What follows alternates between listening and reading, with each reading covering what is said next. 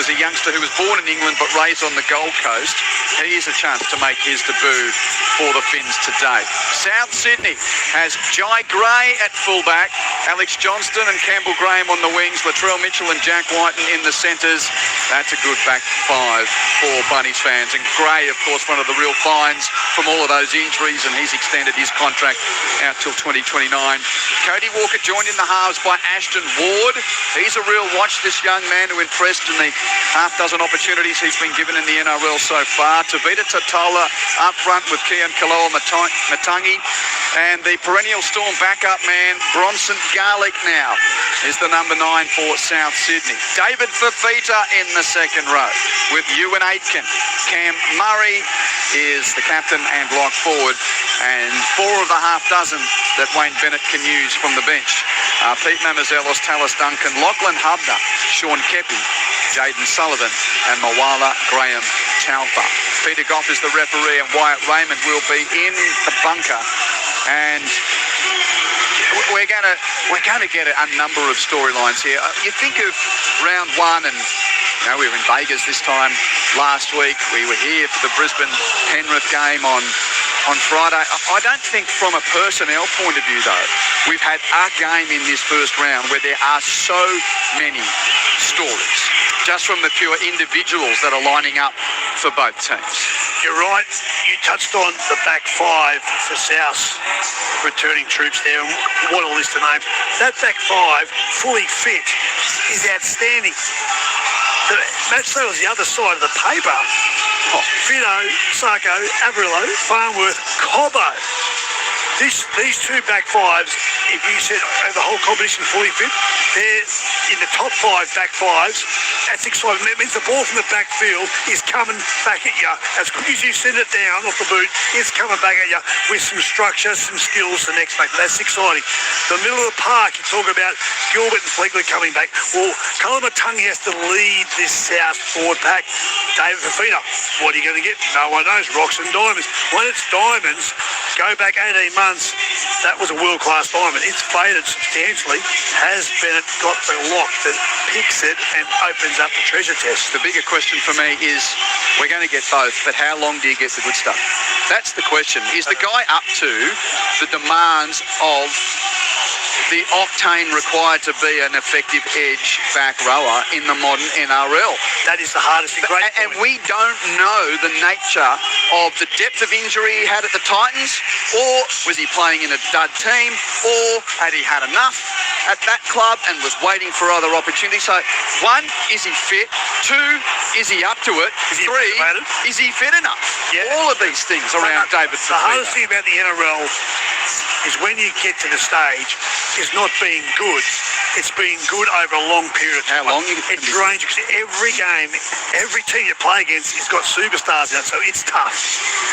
Here come the Cardinal and Myrtle. One of my old mates from Wagga is driving back to Bathurst after a trip home to Wagga. He asks, does the crowd run onto the field when AJ breaks Ken Irvine's record? If he ties it, I don't reckon if he ties it, Wolfie, but if he breaks it, they will. Safe driving, mate. 0467 920 222. It's Finland time at the Cauldron. Here's the bugle for the men from Redcliffe.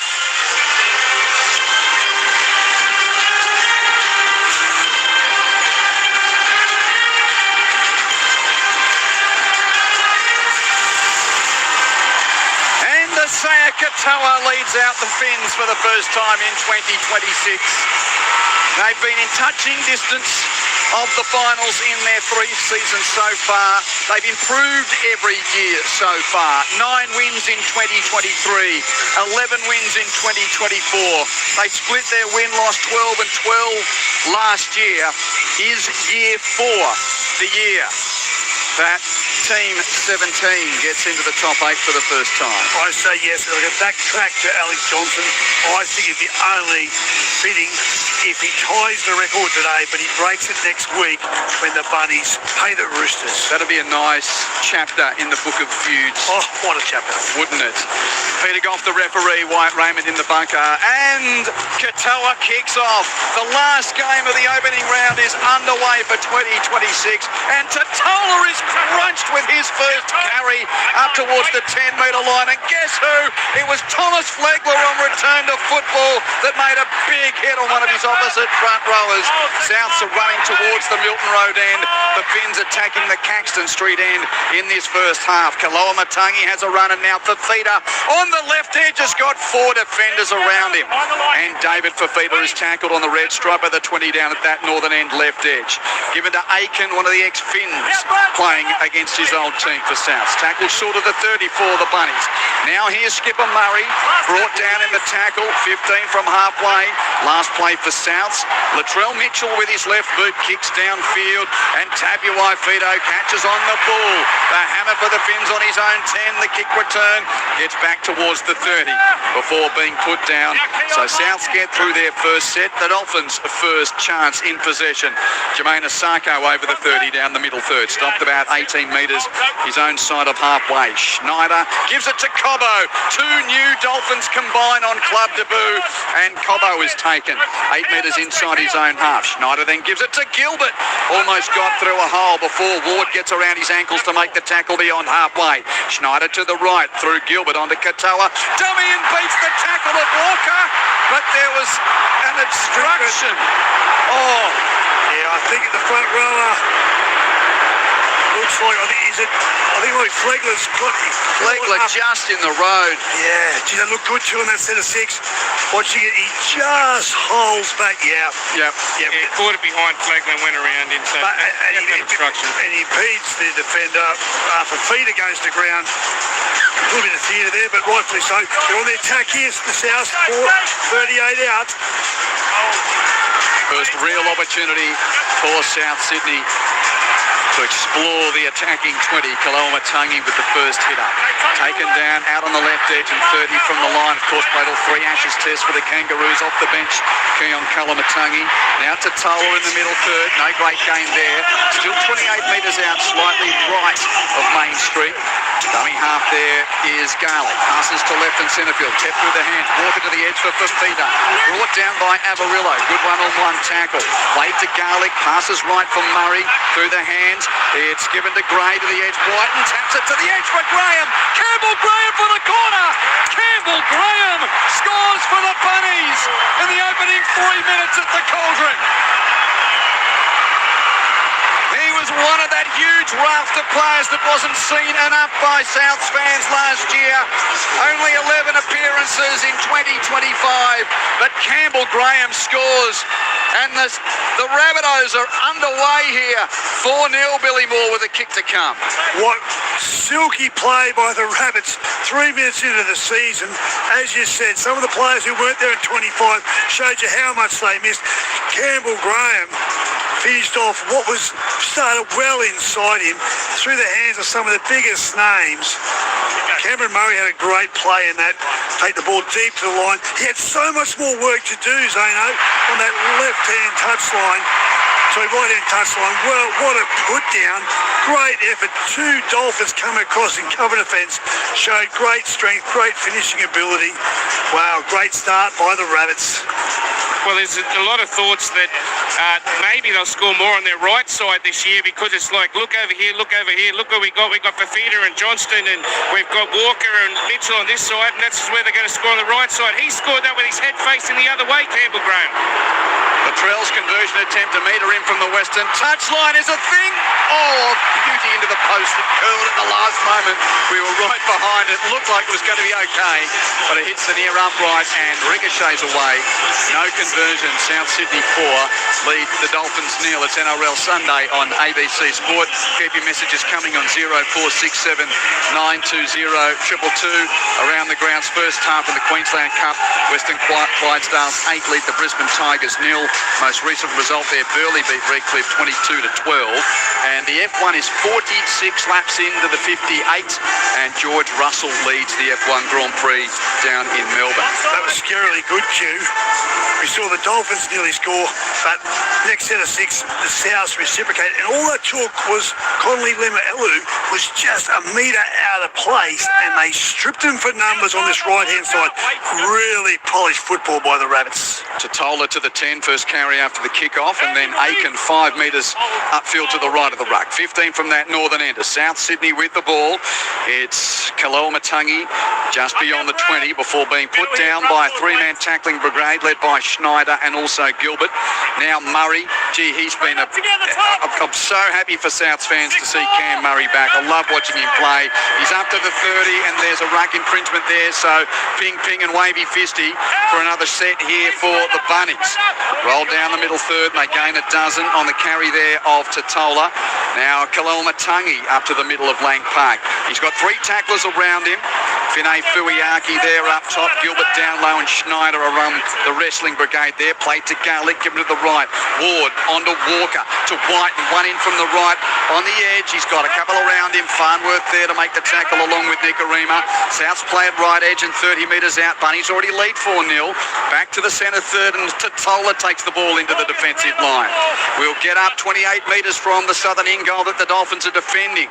To the left, Garlick through Ward onto Walker. Flat ball for Feeder. Great tackle, Aperivalo and Katoa. Puts down David for Feeder. 15 out, 15 in from the left. Last play. Ward chips towards the goal line. Left that and caught by the Dolphins. Out on that defensive left edge, Selwyn Cobbo taking the grab. And now Farnworth running infield off dummy half, rocked by a tackle. I think that was Totola who rung his bell. Cobbo down the left edge. That's three plays, Billy. They're still only on the 10. They are, but this is high-quality football. You're seeing two rosters of the highest standard in the competition. Round one, superb football. Good run from Asako, gains about 15 metres. Good run here too. Tommy Gilbert, Wow. gained a good dozen. He's 15 from halfway, 15 in from touch on the left. Played to Schneider, given to Katoa, puts his right boot to it at the end of the set. Not a great purchase on the kick. Try scorer Graham catches, 25 from his own line. Kick return gets back to within 9 metres of halfway. Quentin Hull, Billy Moore and Zane Bojack are with you for NRL Sunday on ABC Sport. The only game of the day. It's the last game of the first round for the 2026 Premiership. And Souths get a penalty here. Loose tackle, a little high on Cody Walker. So they'll kick for touch from 5 inside their own half. Latrell puts it over the eastern touchline and Souths will start this set 30 metres out. Yeah, Zano, they're giving South a lot of chances here. 6 against, penalty, they're asking them to come down their end of the park. And they've got so much attack, you don't want to give them this much ball as Kalel-Matangi goes for a big charge, Q. Well, he got through Gilbert there, Zano, before the second wave of defence stops Kalel-Matangi. Bunnies are 20 metres out. Murray decides to have a one-out run. Gets brought to deck, only 12 metres out centre field. Played to Garlick, dummies and goes himself with the marker and Schneider chops him down. 8 from the goal line and in front of the black dot. Now a little more flat-footed there to Tola as he receives. Barges his way towards the padding of the post. He's a metre out.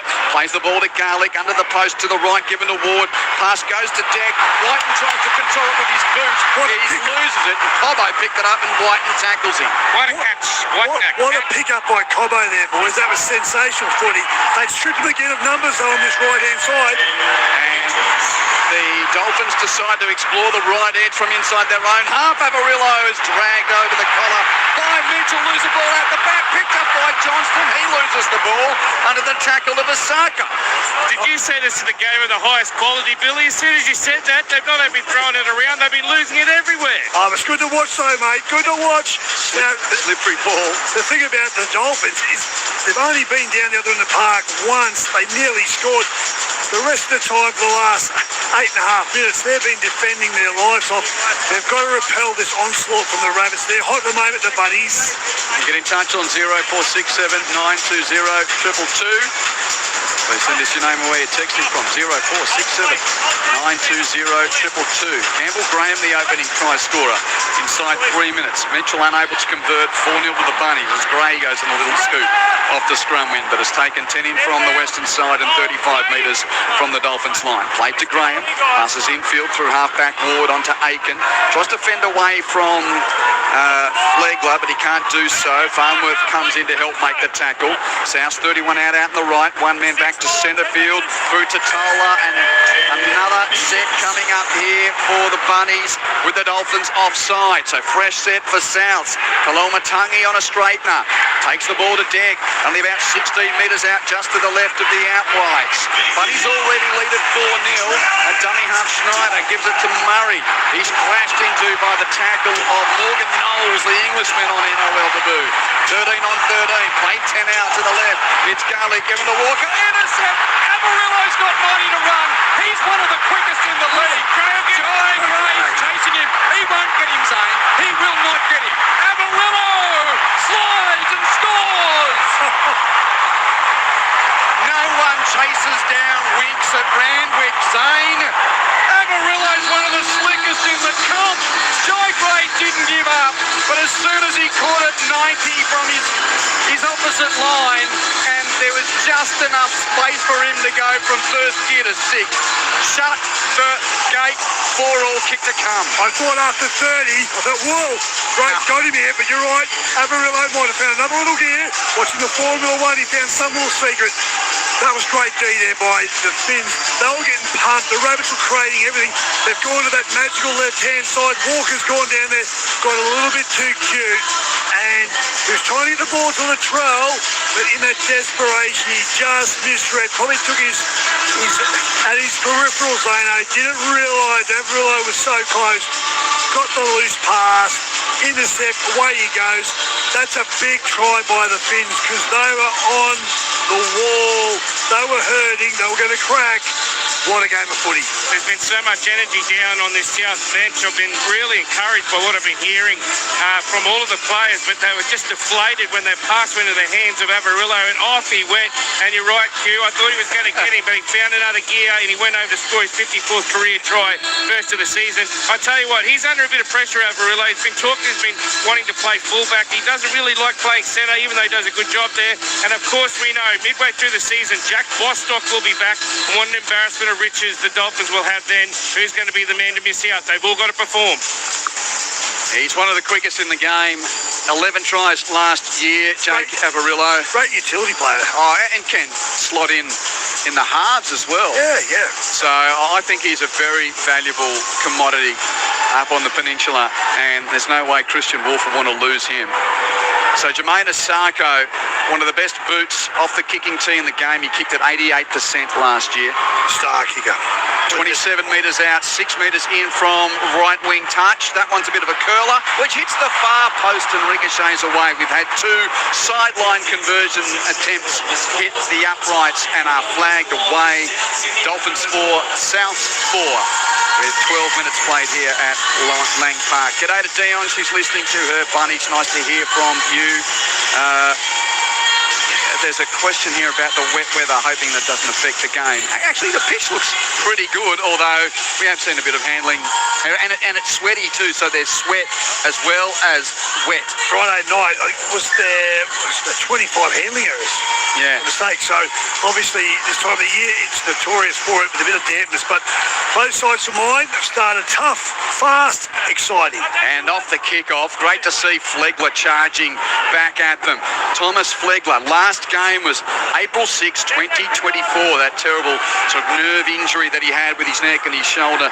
Now it's given to Gilbert, who had the pec injury against the against the Warriors in round 11 last year. So they've charged up to the 30. Now Finay Fuiaki 10 from halfway as the Finns are making good meterage upfield off the score.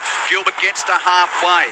That's 5 according to referee Goff, and he'd know it's his job to tell us so. End of the set, Katoa on halfway. Puts up a high kick, defensive left corner. Johnston's under it. Catches it for South Sydney. And AJ is quickly reeled in by the tackle of Finay Fuiaki. Souths start this set 15 from the Caxton Street in goal area. As Gray pops a little past to Graham. Campbell Graham standing but eventually crumbles to Deck. 22 metres from the line Souths are defending. Now Mitchell playing at left centre. And Gray's got that number 1 on his back. Mitchell tackled about 15 from half. halfway. Now Fafita, one man infield. Gain of 10 for David Fafita, the new bunny. 20 in from touch on the left and 5 from halfway. Kaloamatangi, next man to go forward. And he stopped 45 metres from the Dolphins line. Last play here for South Sydney as it's directed to Ward on the right side.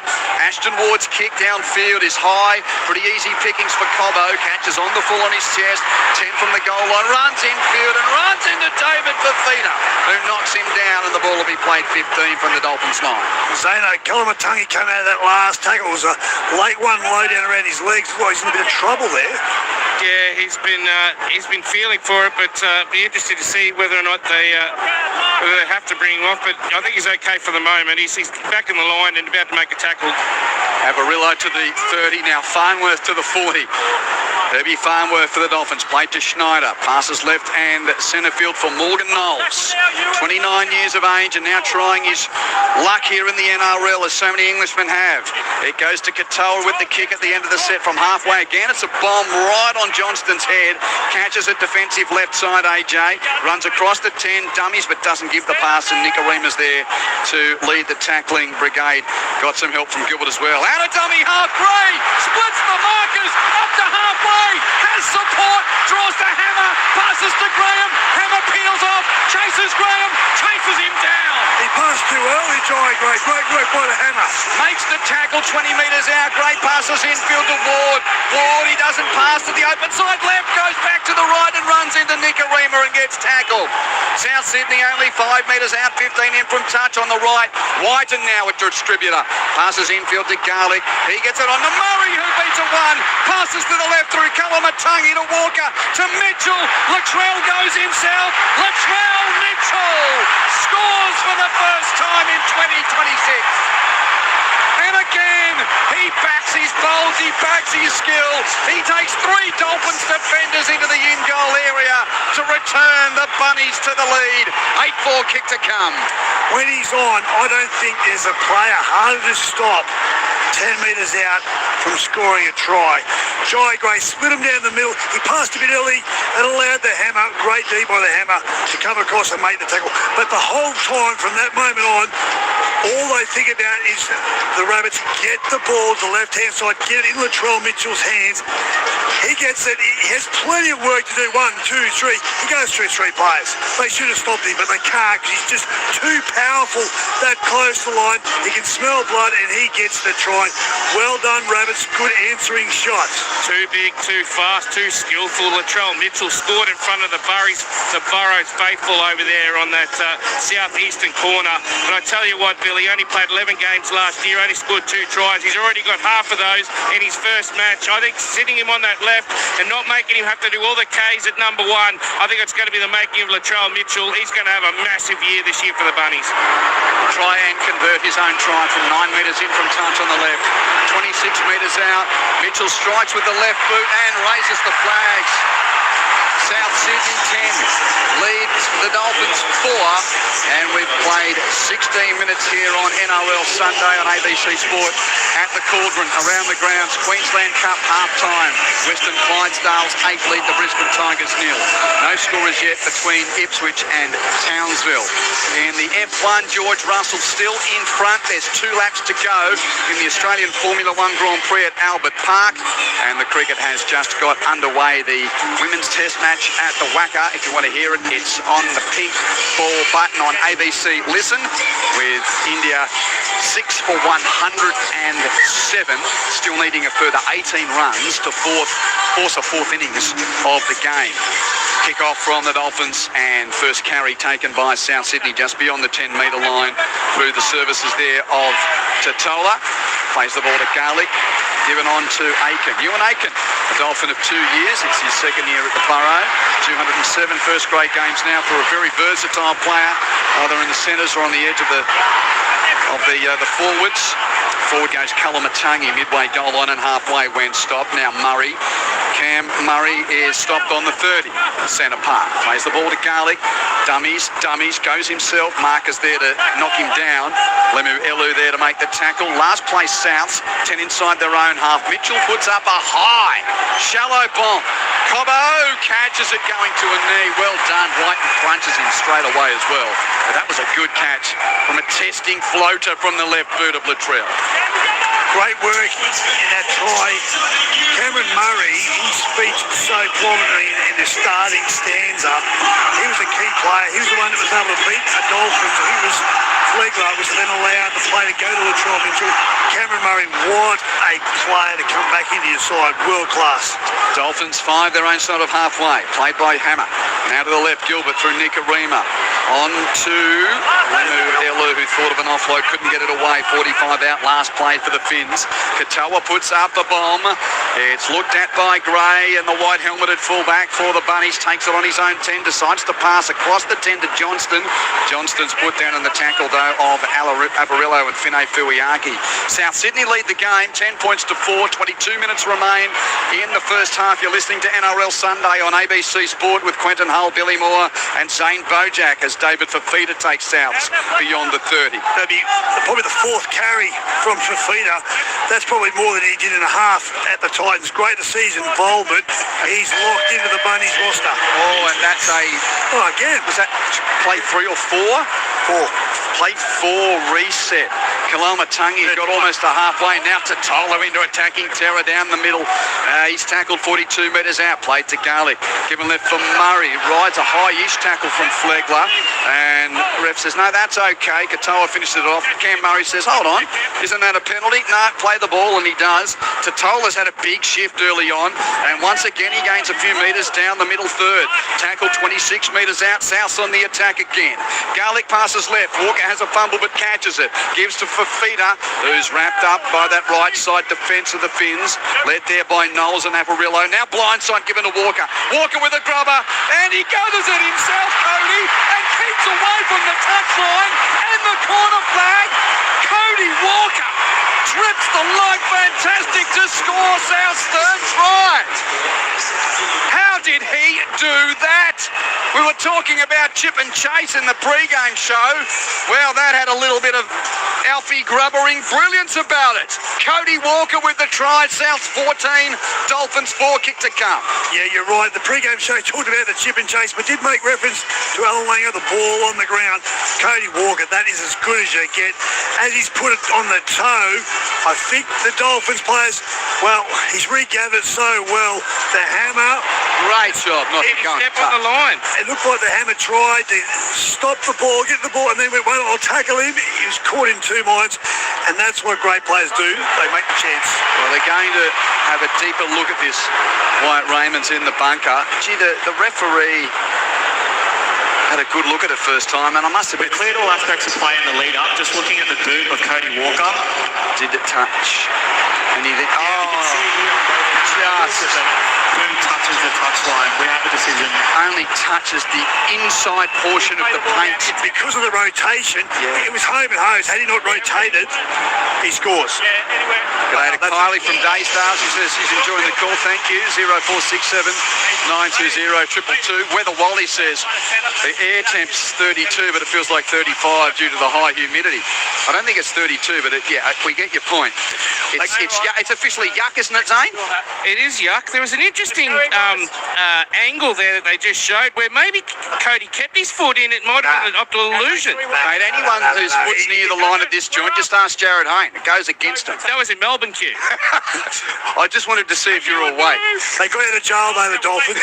They think they're lucky stars because the Rabbits in this end of the park are looking red hot. I reckon there was one here too, anyway. Oh, do you reckon? Yeah.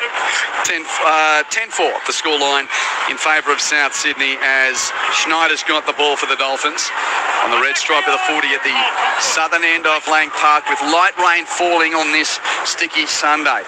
Down the middle third goes Flegler. Stopped in the middle of the park. Plays the ball to Schneider. Given right for Gilbert through the hands. Katoa to the hammer. To Avarillo to the edge for Asako. Puts the step on Johnston. Great tackle, AJ. Asako flings the ball in field. But it took a South touch before Mitchell picks it up, so they'll get another go here. I thought it was interesting, Zane. Latrell almost just asked, can I touch the ball, because I know South have touched it. Yeah, he didn't want to pick it up, did he? But the referee said, no, it's right, he's cleaned it up. So that was an interesting one, because he was definitely offside. But Well, how do you not call him offside just because you ask him? yes, He's offside. that's exactly right. It doesn't defuse the situation if I ask politely, can I pick it up if I'm offside? Anyway, this is a big opportunity for the Finns. They've hardly seen this end of the park. Can they create something? Scrum 30 out 20 from the sideline, Q. And it's Katoa, first receiver. Oh, knocked on. He gave it to Fine Fuiaki, who dropped the ball under the tackle there from Ewan Aiken. He would enjoy that too against one of his old teams. And now Gilbert puts a hit on Whiten as he's decked. Whiten plays it, but Souths have got the ball 15 from halfway. That's a big missed opportunity from the Dolphins. And Graham now plays the ball for Souths, 12 from halfway. Whiten right edge runs into Nicarima, and also Farnworth there to make the tackle. They got some help as well from Gilbert. Play to Garlick, passes left and centre field through Murray to Walker onto Fafita. He's got three around him, Dave Fafita on that left edge, but taken down, 20 in from touch on the eastern side, 2 inside South's territory. Now Aiken takes the Bunnies into attacking ground. He's put down on the red stripe of the 40 at the southern end. Last tackle, says ref Peter Goff. South's leading at 10-4 at the end of this set. Walker bombs for the attacking left side. Latrell jumped and then knocked it on off his shoulder into the in-goal area. I fancy. Yeah, 100% it's off his shoulder. And the referee awards a try. Now, that'll be the most understated call of a try I ever give if it holds. Now, Zane, Latrell's not even celebrating. He knows he almost didn't follow up to gather the ball to plant it. Yet, the referee... It's not his shoulder cue. It's off his shoulder, yes, without a doubt. Yeah. That is a try, and the call by particularly Peter Goff is correct. That's a try. It's not the ball forward. Oh, obviously, it's from your arm down. This is his shoulder. It's not his arm. Well, I think there was bicep in it. No, I'd say it's definitely 100% shoulder. You can head it accidentally forward if it comes off your head. Yeah, but he didn't hit it. It's off his shoulder. Yeah, it's come off his shoulder. It didn't come off his bicep. I think that's a try. Johnny Sutton's got a big smile. Oh no, we're going upstairs. Here we go. We're looking at the score for the Dolphins first into a knock-on contest in South Sydney. He honestly did not celebrate. He picked the ball up and threw it back to the ref. Got back in the defensive line, Latrell. Knowles, the 13 from Dolphins. He's running away from the ball across the path for Cam Murray and takes him out. This is the first infringement. So there's going to be a penalty to South. It's not a try. Arm of Latrell Mitchell. White Raymond's in the bunker. The ball strikes the upper arm of Latrell Mitchell and travels forward towards the opponent's dead ball line, which is a knock-on. We have a penalty for an escort against Morgan Knowles. That's good, because I would have hated that to be a try. You were right, Q. They're saying bicep. Yeah. But score remains 10-4 South Sydney, and the Bunnies will get another go here with Morgan Knowles getting in the way from the kick. And opting for 2 points on this slippery day. 18 minutes remain in the first half. It's a pretty kind angle for Latrell Mitchell, about 15 in from touch on the left. Where he awarded the penalties, where the bomb... Well, that's where the infringement... But the infringement of Knowles is basically where the referee is now. So he's actually pulled it back, Latrell, to where that infringement happened. He was about 15 metres up the park. By the way, George Russell did hold on and win the car race. Last update I gave was 2 laps to go. So George Russell has won the Australian Formula One Grand Prix for Mercedes after Oscar Piastri had a mishap going out to the grid and did not start. Mitchell with his left boot kicks the penalty goal.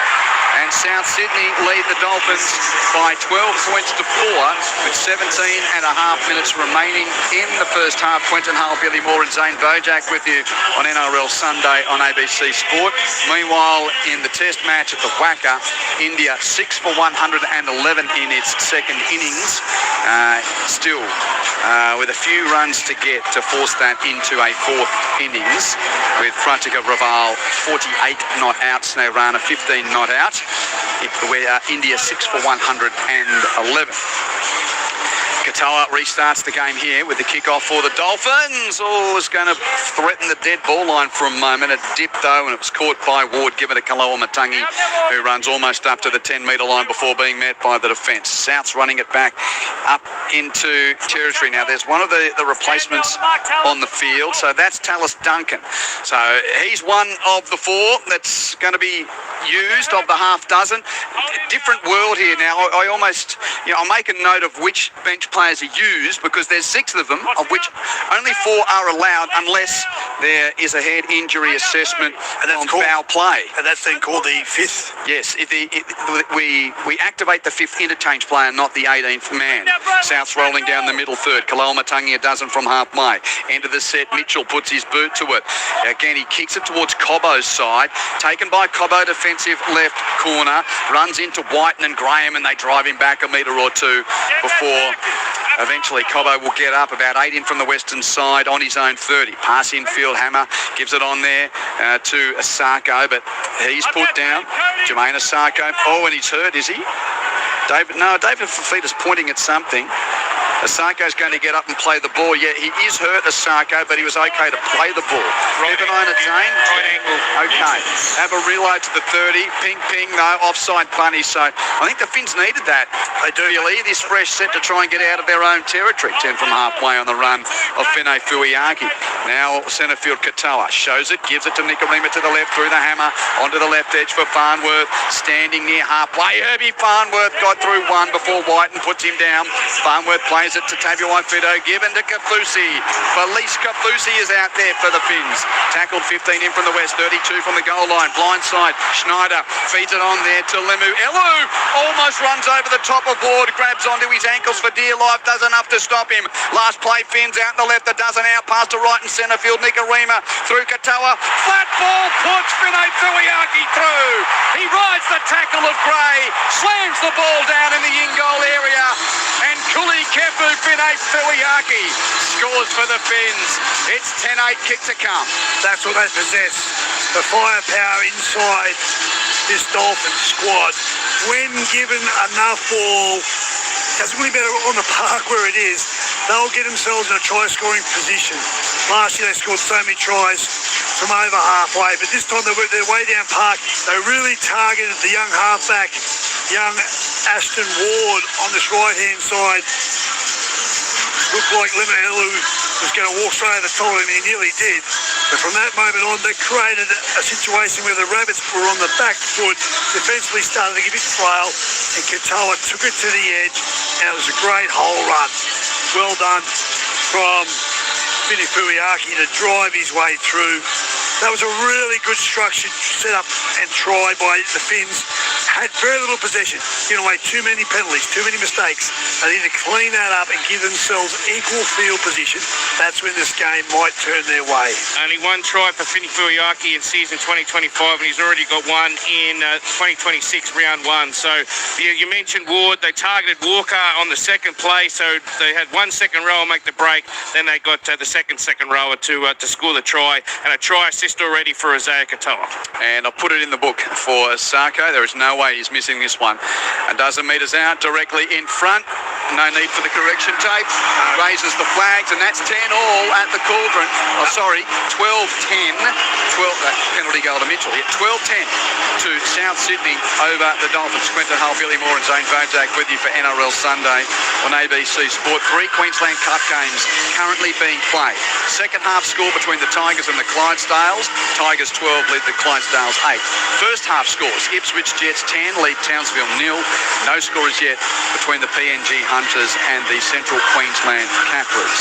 Repeating, George Russell's won the Grand Prix, and India looks like they're going to get enough runs to force a 4th innings of the Test match. Kickoff taken by Cobbo in the defensive left corner for the Dolphins. He's met by Graham, and Whiten chucks it out the back. He was getting close to the touchline, and Nikorima has to clean it up. There's plenty of size in those back fives. I've given them both a rap, but physically, they are so big and powerful. Campbell Graham and Whiten are both big men. Rod Rogers asking, has the Shield game at Allan Border Field been called off? I'm not sure. I'll have a look for you, but it's been raining all day. It was the only one left as Gilbert has the ball slapped out of his hands. He tried to offload it, Q, and backfired. It was slapped out of his hands by the South's defence and cleaned up by Fafita. He's got it, and South Sydney's now on the attack, 35 metres out. Given to Aiken on a straightening run. Ewan Aiken, middle of the park at 29 metres out. Slow to get to his feet. Plays the ball to Garlick. Give it to Kalamatangi. Into the defence he goes. Keon Kalamatangi up to the red stripe of the 20 before being stopped. Plays the ball slightly right edge. Garlick back left and centre field with a pass to Ward. Dummies, but the big fuss didn't buy that. Finn Diesel, he just knocks him over quickly. Garlick out of dummy half to the right for Walker. On to Gray at the line. Second man to Whiten. He's got Farnworth in front of him. Farnworth tackles him one-on-one.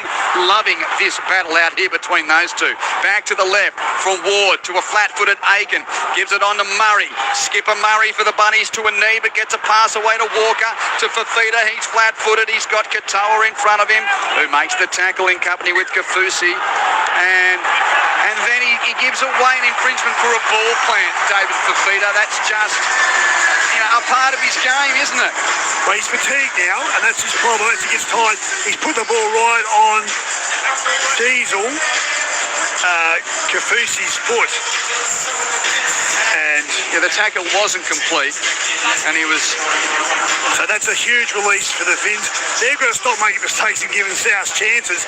If they go, as I say, into an equal possession, field position game, I just got a feeling South might struggle with fatigue, a few of their key older players.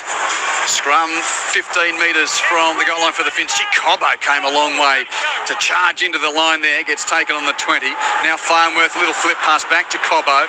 Laterally across the 20, little jink and jive and forward, but without able to get through the defence. Sako plays it on the 30, quick play the ball. Try scorer Fine Fuiaki out on the right edge, brought down by Walker. 12 in from touch on the right. Souths lead 12-10 as Farnworth again involved. Up to halfway, Herbie Farnworth. He's got three around him. Boy, he's a hard man to stop, and eventually will play at 48 metres from South's line. Played to Schneider, pass left and centre field from Knowles to Katoa. Nikarima, catch and give, quickly to the edge for the hammer. Runs into and over Ward, but Ward did enough to slow him down. Duncan makes the tackle, played to Nikarima, last play, 40 metres out. Pass goes to Katoa. Shallow bomb from Izzy Katoa. It's caught and kept alive by the Finns. They're 20 metres out. Kafusi chucks it along the deck and knocked on by Katoa trying to clean it up. Unlucky. So do you reckon they intentionally put a shorter bomb up because they know when Jai Gray competes being so short? Absolutely. Every chance of getting it. I agree, and I think that it was one of those plays where they had the big front rower in Kafusi coming through as well, and Connolly Lemuelu. They were there to compete for it because he's so small. 10 minutes left in the first half. Rabbitohs lead 12-10, by the way, Rog. Still 6 for 44, that scoreline for Queensland in their fourth innings. They need 200 plus, and it's still raining. I don't think they've bowled a ball today. So thank you for your message. 0467 920 222. Of course, test matches on for Wacker. Don't forget the T20 World Cup final is on tonight. India against New Zealand. You can hear it on the World Cup button on ABC Listen. And I think it's on ABC Digital as well, depending on where we're at in the test match. Now, Fafita down the left edge. There's tackle, 10 in from touch on the left and 22 metres out. Last play for Souths as it goes to Cody Walker. Bombs towards the attacking right side, bit too deep. Taken by Cobbo in the field of play, and he's driven under the ribcage by Whiten into the in-goal area. That's a goal line dropout. I just gave Isaiah Katoa a rap for his kick, which put Jai Gray in a neutral position. That was perfect by Cody Walker, Q. He puts it up, well taken by Cobbo. He's excellent in the air. But because of where it's positioned, as soon as he gets it, hits the ground, bang, the chasers put him over the touchline. Great work there by Jack Whiten. Oh, and the Sarko's roosted that 58 on the fly with the long dropout. No short option there. Kaloamatangi carries it back, and he's tackled 42 metres from the Dolphins line. 8.5 to the break. Souths lead at 12-10. NRL Sunday on ABC Sport. Humid and wet conditions at the Cauldron as Gray goes on a little left side run. Slips over and gets tackled. 45 out. Back to right and centre field for Aiken. Ewan Aiken got through one before being taken by Knowles. 32 out centre field. Plays the ball there, and Mamazelis is out on the field. He directs it left. Catch and pass from Mitchell to Johnston. Johnston 15 out. Comes infield. Ricochets off the first wave of defence before being taken. AJ's down 6 metres from the goal line and 5 in from touch on the left. Plays it to Mitchell. Sweeping pass to the right through Walker to Murray to Ward. Out to the right edge for Duncan. Steps infield. Gets past Ikarima. Runs laterally across the 10. Schneider's there to cut his legs down, and he got help from the defensive Keeley to finish off the tackle. Keeley again got in front of Walker, but Walker offloads to Duncan. Gives it to Ward. He chips it towards Graham's wing. Catches it. Chucks it backwards on the last. He chucked it straight to Knowles. Knowles dropped it and gave it back to Graham, who scores. Morgan Knowles has had a mare on debut, and Campbell Graham cannot believe his luck.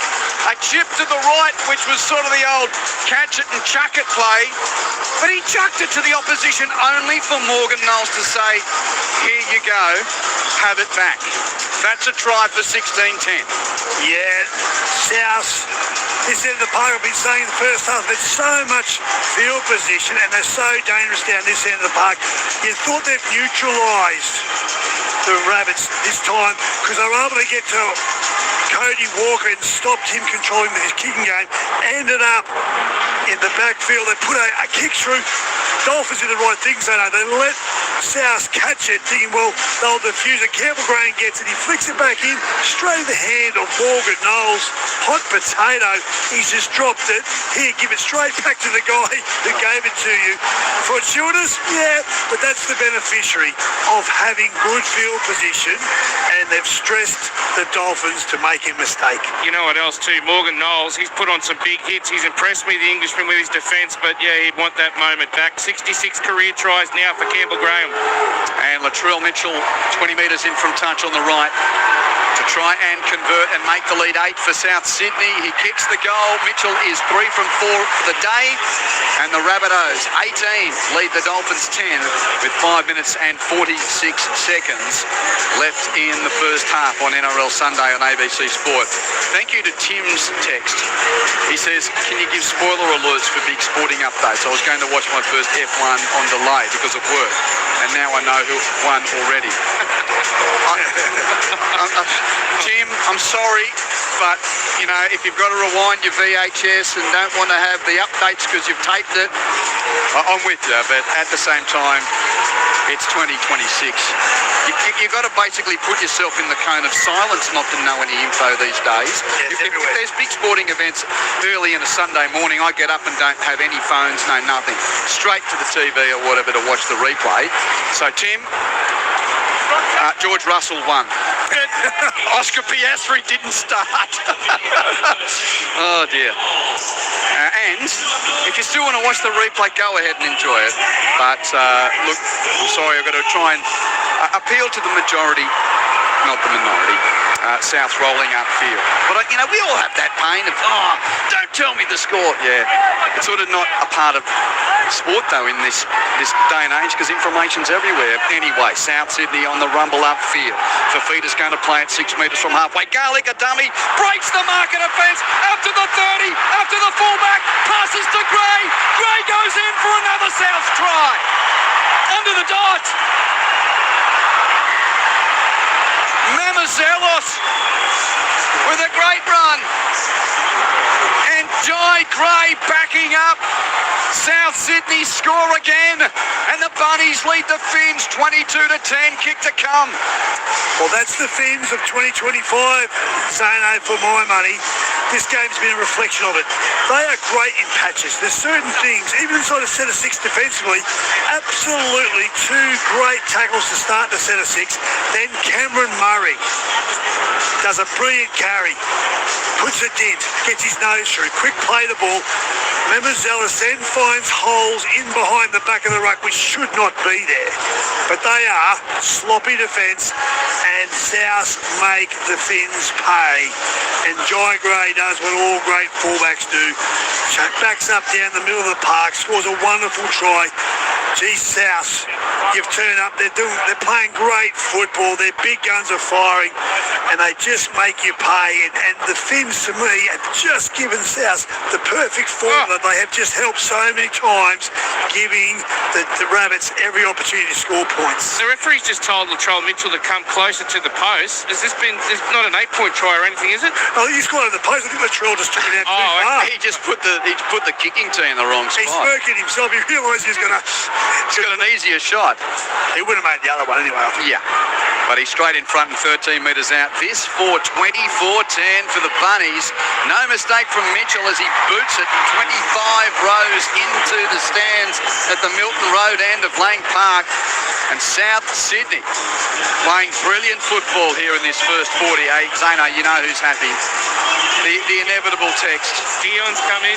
No, we've already had Dion, but I'm surprised they must have left the dog at home. Yes. Because Jen and Voice of Summer are up at Lord Howe Island, and Jen's already glorying. Hope you're well, crew. What have you left the dog at home? They're at Lord Howe Island, 0467 920 222. Big hello to Jen and Jim Maxwell. Jim used to be a Rooster supporter, but now he has to be a supporter to Jen. So, yeah, Jimmy, hope you're enjoying the contest. Could I just quickly say, too, what a battle for the hooking spot. Of course, we've got Brandon Smith coming back in a couple of weeks, and, of course, Mamazelis and also Bronson Garlick, they're going to be competing for that reserve spot. Kalal Matangi first carry off the restart, be on the 10. Now, it's going to make Smith bring out his A-grade games, Zano.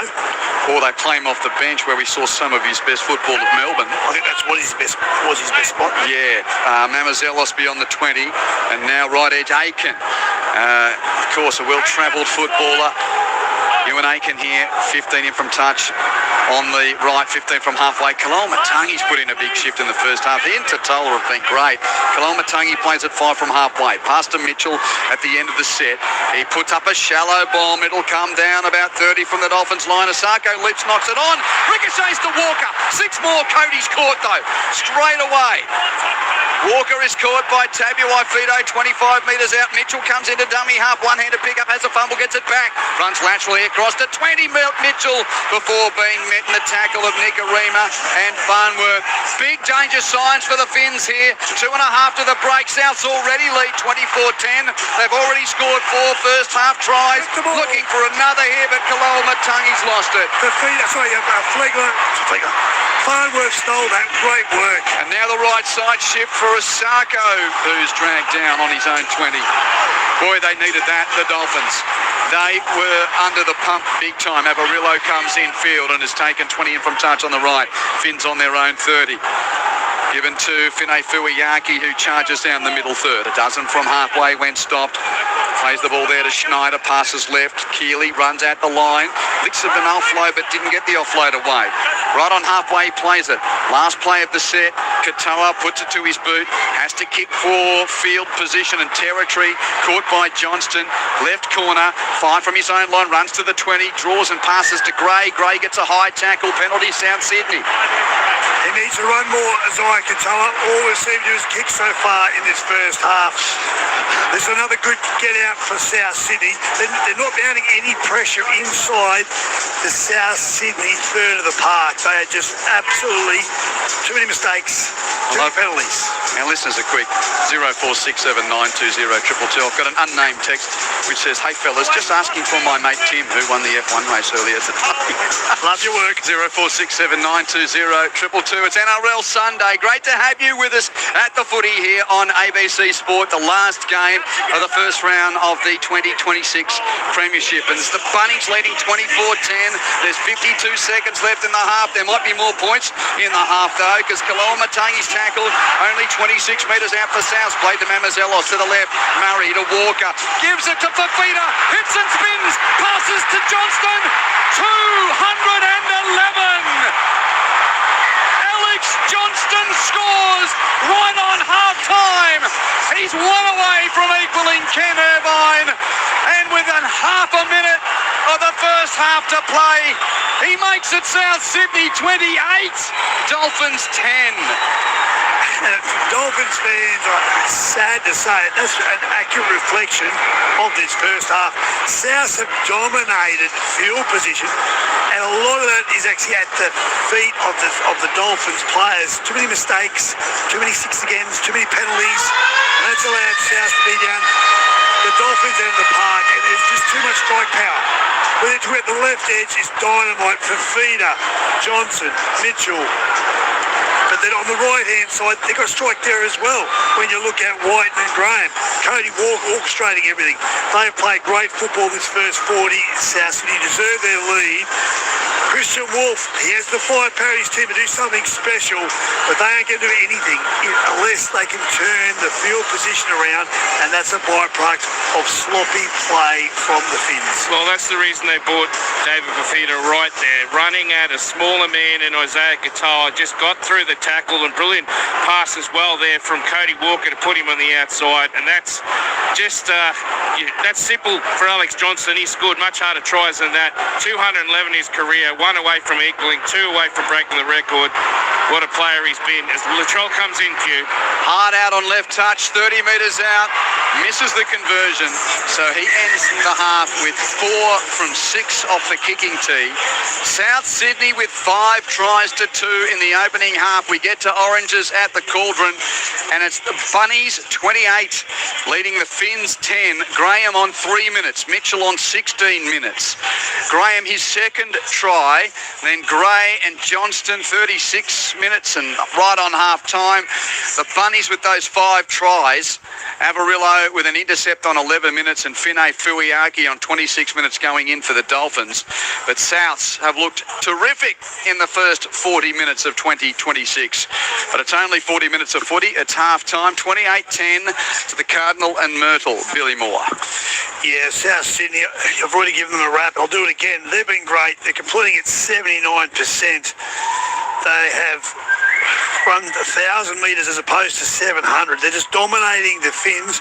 As I said, a lot of that's come through mistakes and penalties and six against that the Finns are giving South, and they're not mounting any pressure to try and fatigue the South Sydney side coming away from their own line. South are just walking down the park, being the beneficiaries of those mistakes. So you only play with what you're given, and what South have been given, they've made the most of it. They deserve their lead. They're 28-10, I think, is an accurate reflection. It's a huge hole that's been dug by the Finns, and a lot of it by themselves. Can they get over it? Yeah, they can. They've got strike power, but it won't make any difference if they don't clean up what areas of the first half were causing them grief. They've got to get back to dominating the middle, mistake-free, get down the other end, and give themselves a chance at attacking South inside the South end. Great football by South. So many good players to mention. Can't wait for the second half to see whether Christian Wolf in the sheds can weave some magic to turn this around. And on the SMS, Marie, a Queenslander, texts, gosh darn, not a good weekend to be cheering for a Queensland team. I just thought the same thing. Yeah, well, they could lose all 4 games. This time last week, Cowboys beaten. Yep. Friday night, Broncos beaten. Yesterday, Titans beaten. Dolphins now trailing 28-10. And to return serve, the Lake Mac Butcher texts, hey boys, great to have the footy back. How good is Noah Martin? I think that's a typo. Noah Martin. Last night, absolutely ripped it apart for the Raiders. Right, Noah. While we were doing the AFL, he absolutely had a ripper. How good is Noah Martin? Yeah, thank you. What a great game that was. Yeah, love seeing a New South Wales team towel up the Queenslanders from the Lake Mac Butcher, 0467 920 222. Righto, in New South Wales Cup earlier today, if you missed that score, Newcastle beat Souths 52-10. In the Jersey Flag, Souths won that one though. Bunnies 26-14 in the flag. In Queensland Cup earlier today, Burleigh beat Redcliffe 22-12. 3 progress scores for you. Second half, Brisbane Tigers 20, leading the Western Clydesdales 12. Half time, Ipswich 16 lead Townsville 0. And in the first half, Central Queensland 6 lead the PNG Hunters 0.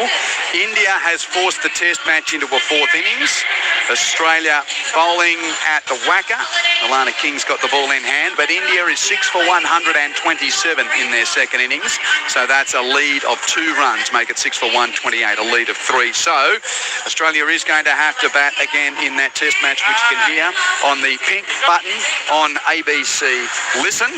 And just as Anna mentioned, the AFL there, that if you're wondering where the scores are for the St Kilda Collingwood game, because of the F1, it's a late start at the MCG, so no game as yet. But Harris Andrews is facing a 3-game suspension for his whack on Arthur Jones of the Bulldogs. No doubt our listeners around this part of the world will be interested in that news from the reigning Premier skipper. It was great football last night, both codes. Everywhere. Yeah, exciting stuff. Missed tackles. Dolphins have missed 28-8. Line breaks 1-5 to South. Possession 66-39. Well, we'll get a few more numbers from Billy. Keep your text coming in 0467 920 222. South Sydney 28, Dolphins 10. Half time on NRL Sunday on ABC Sport. We'll be back at the Cauldron after a trip to the newsroom.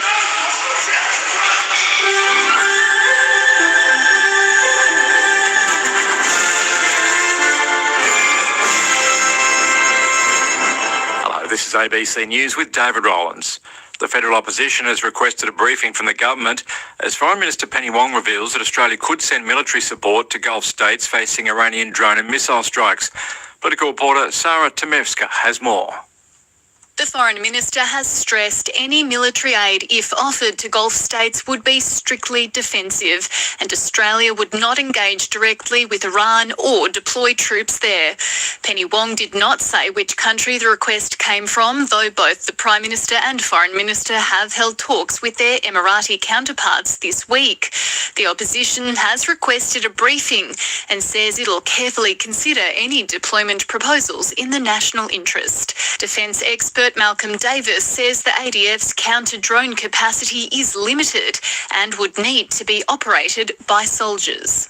The federal opposition says it wants a briefing on any potential deployment of Defence Force personnel to the Middle East. In a statement, the Shadow Defence Minister James Patterson says Australia has a proud record of standing with allies and friends in times of crisis, and the coalition will carefully consider any deployment proposals in the national interest. A resident in Iran says the intensity of the latest US-Israeli airstrikes has made it appear that night has turned to day. The latest wave of strikes has hit the capital Tehran, Isfahan and other major cities, as the BBC's Tom Bailey reports. Plumes of flames could be seen lighting up the night sky after oil depots were targeted in Iran's capital. The Israeli military said it had carried out what it called significant strikes against fuel tanks it said were being used as part of Iran's military infrastructure. More oil facilities were hit outside the capital in Al-Borz province. With many military targets already destroyed, the US-Israeli campaign appears to be broadening, and the Israeli Prime Minister Benjamin Netanyahu said there was a systematic plan to destroy the Iranian regime. Meantime, Kuwait says a fire at fuel storage tanks at its international airport has been brought under control. It follows an earlier report that they'd been targeted in an Iranian drone attack. Iranian attacks on its Gulf neighbours have continued, despite its president, Masoud Pezeshkian, apologising for striking Gulf countries and promising it would only strike in self-defence. To other news, and a grieving mother says she is traumatised after the South Australian government wrongly released an email it thought was from her partner before he died. Stephen King died in 2025 after a long battle with terminal cancer, and his partner, Bronwyn Patterson, spoke about her grief of him being ramped for more than an hour before his death. In response to her concerns, SA Health Minister Chris Picton's office gave the media an email with a glowing endorsement he allegedly wrote about the health system. After fact-checking by the ABC, the government then conceded it got the wrong man and apologised to the family. Police say 2 rock fishermen from Sydney who drowned on the New South Wales Central Coast yesterday were not wearing life jackets. The men, aged 46 and 67, were pulled from the water and were unable to be revived at Little Beach in Boody National Park. Acting Inspector Richard Nicholson says conditions were difficult. Was very choppy and the area was rough, and police, when they located the fishing equipment, they did have to leave that rock platform area due to safety concerns, and that's why we engaged the assistance of Polair and Marine Area Command. Still in New South Wales, where a man has died and another is under arrest after an alleged stabbing in Sydney's inner west. Emergency services were called to a home in Concord at around midday, following reports of a concern for welfare. Officers found a man aged in his 30s with a stab wound to his chest. He was treated by paramedics but died at the scene. A second man, aged 41, was arrested at the home and has been taken in for questioning. An investigation is underway. However, the ABC understands it's believed it may have been DV related. A 37-year-old man has been charged over an alleged assault in the CBD of Perth. Police allege the Scarborough man punched a 62-year-old man in the head, causing him to fall onto the pavement on Hay Street shortly after 11 o'clock on Friday night.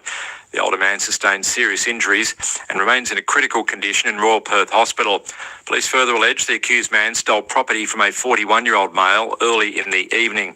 The 37-year-old is due to face court today on a number of charges, including aggravated grievous bodily harm and aggravated robbery. This is ABC News. Listen. A flash of lightning illuminates classic books brought back to life through the voices of a new generation. I'm Dacre Montgomery, and this is Frankenstein. Search for Frankenstein, an ABC timeless audiobook, only on ABC Listen. Hi, it's Mackenzie Arnold. I'm Caitlin Ford. It's Alana Kennedy. Hi, I'm Claire Hunt from the Matildas. Get behind the Tillies with ABC Sport for the AFC Women's Asian Cup Australia 2026. Live and ad-free on ABC Listen. ABC Sports coverage of the 2026 NRL Premiership. Played to Garlic, passes right from Murray, through the hands. It's given to Gray to the edge. Brighton taps it to the edge for Graham.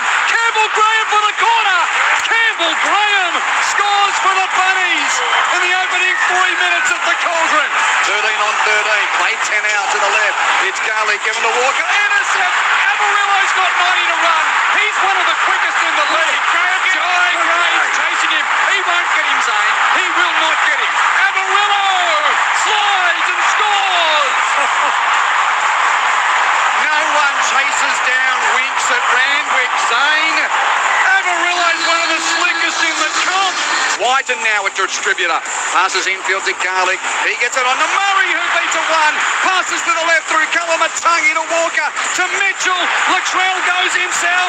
Latrell Mitchell scores for the first time in 2026. Last play, Finn's out the left. A dozen out. Pass to right in centre field. Nikarima through Katoa. Flat ball puts Vinay Fuiaki through. He rides the tackle of Gray. Slams the ball down in the in-goal area. And Kuli Kepu Vinay Fuiaki scores for the Finns. Kalamatangi's tackle only 26 metres out for South. Played to Mamazelos to the left. Murray to Walker. Gives it to Fafita. Hits and spins. Passes to Johnston. 211. Alex Johnston scores right on half-time. He's one away from equaling Ken Irvine. ABC Sports coverage of the 2026 NRL Premiership. On your radio, ABC Sport Digital Radio. And ABC Listen. Two sets of supporters that have had to wait all the way until the last game of the opening round to see their teams go around. And Finns fans, well, they'll be hoping for a turnaround. The Cardinal and Myrtle Army are up and about here at Lang Park. Nice to have your company on NRL Sunday on ABC Sport. My name is Quentin Hull, and South have scored 5 tries to 2 in the first half here. The Bunnies lead by 28 points to 10. 2 tries to Campbell Graham, and as you heard in the highlights, Alex Johnston now is just 1 away from joining Ken Irvine at the top of the try-scoring records for professional rugby league in our great country. 211 for AJ. But I think the biggest story, Billy Moore, is that we were wanting to see, now that this South Sydney injury ward is emptied, and instead of turning up for rehab and treatment on Monday, they're actually turning up to play football for the beloved Cardinal and Myrtle. They actually look like a football team. Well, they certainly do, up against a side that you're expecting a lot from, and of course you would, because the roster is so good, and they've shown you in their first 3 seasons in the competition they're getting better. But they've come here today and they've been blown off the park by a side who is playing superb football. They're straight across the park. The forwards, nearly every forward has run for over 100 metres for South. But heard you, Fafita, Cameron Murray, Totola, Kolomatangi especially, they were ripping through the heart of the Finns. But for me, the Finns, they missed 28 tackles to 8. And that's because South is so dangerous. But they're giving South a chance to get front foot football through mistakes, 6 against, penalties. They haven't been camped down the South end at all. When you think about it, they scored the intercept try, and obviously we saw that one good passage of play where they scored the try off the straight run by the big back rower, Fuiaki. But they haven't been down the South end. Well, I reckon Tatola and Kolomatangi have had a great game, which then makes us realise, hold on, as good as Flegler is, as good as Gilbert is, they haven't played a lot of footy at this level for a while, and I reckon they're feeling the pinch of being back in the big time. And what it shows you too, though, how good's Cameron Murray? Yeah. So he's one guy that hasn't, well, he did play that one game at the end of last year. He's sort of a guy that probably doesn't need much. He's that good, but this is now back heavily in the Dolphins end of the park. Show us what you got in 26. You're up against a team that they would be thinking we should be able to beat this South side. They're going as favourites, and rightfully so. But show us how you can control the game. At the moment, they've given South everything. Yeah, if there is one team that can run down an 18-point halftime lead, it's the Dolphins. 100%. They have got points in them. 0467920222.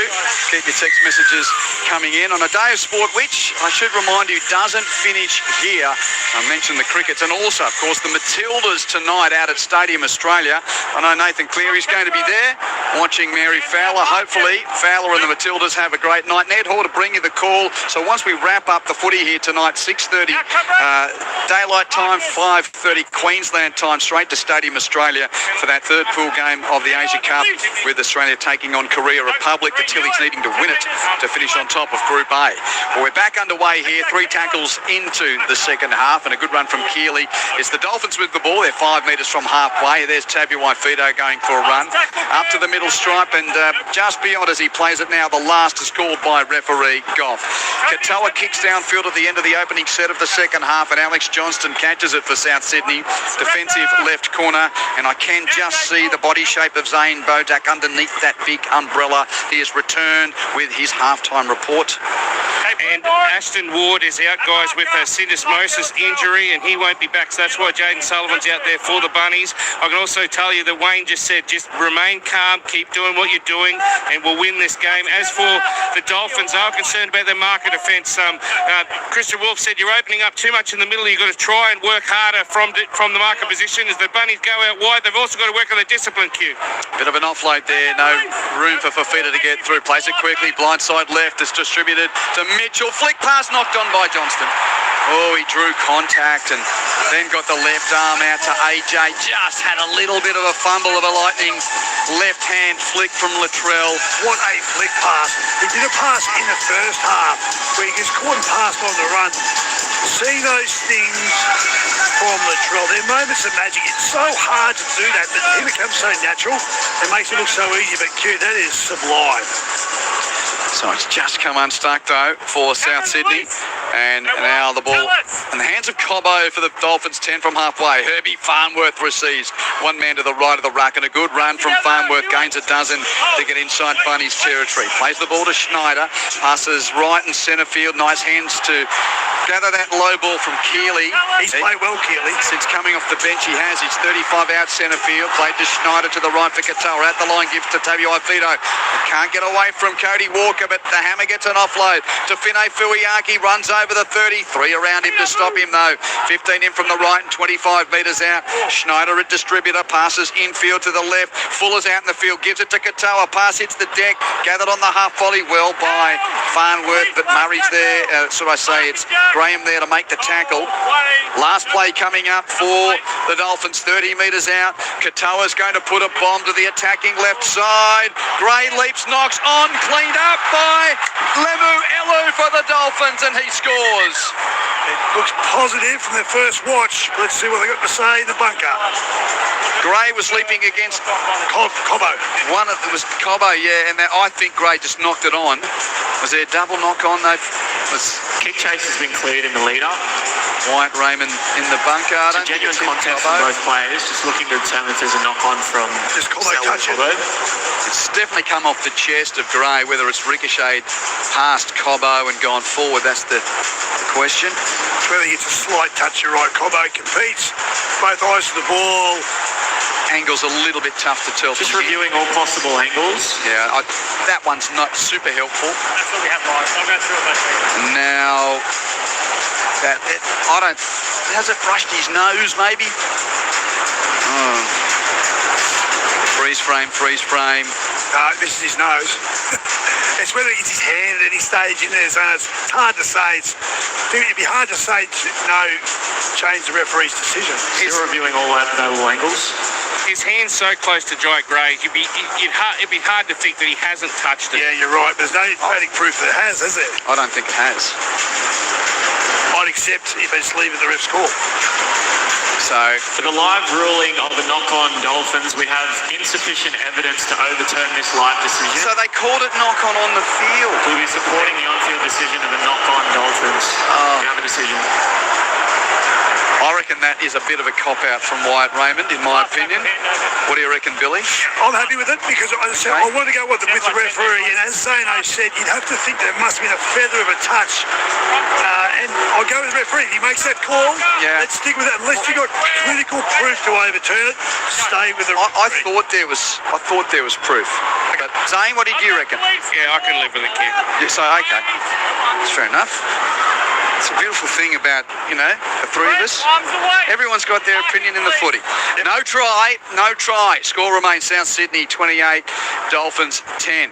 And the Bunnies have got the ball on their own 30, centre of the field, with still cloud around the place and a little bit of drizzling rain. Out of dummy half, Mamuzelos has a run, but it's reeled in by the tackle of Schneider. Got some help from Keeley. Give it to Kaloa Matangi. Rolls down the middle third. He has had a great game tonight. Wasn't he once an edge forward? He looks superb in the middle. Just looks like he lives there. Walker kicks downfield at the end of the set for Souths. Caught by Asako, 15 from the Dolphins lines. Look infield, then runs down the western touchline, but gets tackled one-on-one by Johnston. Plays the ball to Katoa. Given to the infield run of Avarillo. And Jake Avarillo for the Finns is tackled 16 metres inside his own half. Early stages, second half. No change to the halftime score at Souths, leading 28 points to 10. NRL Sunday on ABC Sport as Cobbo goes on an infield run. Stopped on the 40 inside his own territory. Now right edge. Fine Fuiaki tries to ricochet and roll, but he can't get through the tackle. Put down there by Walker and also for Fafita. Now a couple of sets of hands to the centre of the park. But again, great South Sydney defence there as it's a tackle made by Sullivan. Last play to the left.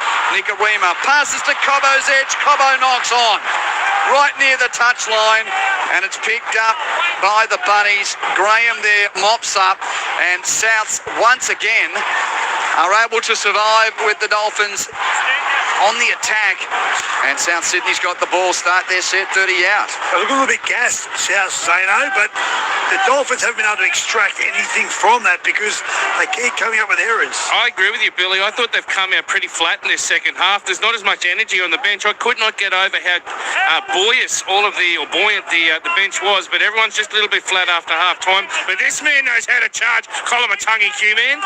That's one of your best, Zane. I'm joyous and buoyant by the way that you combined those two words. Souths have got it.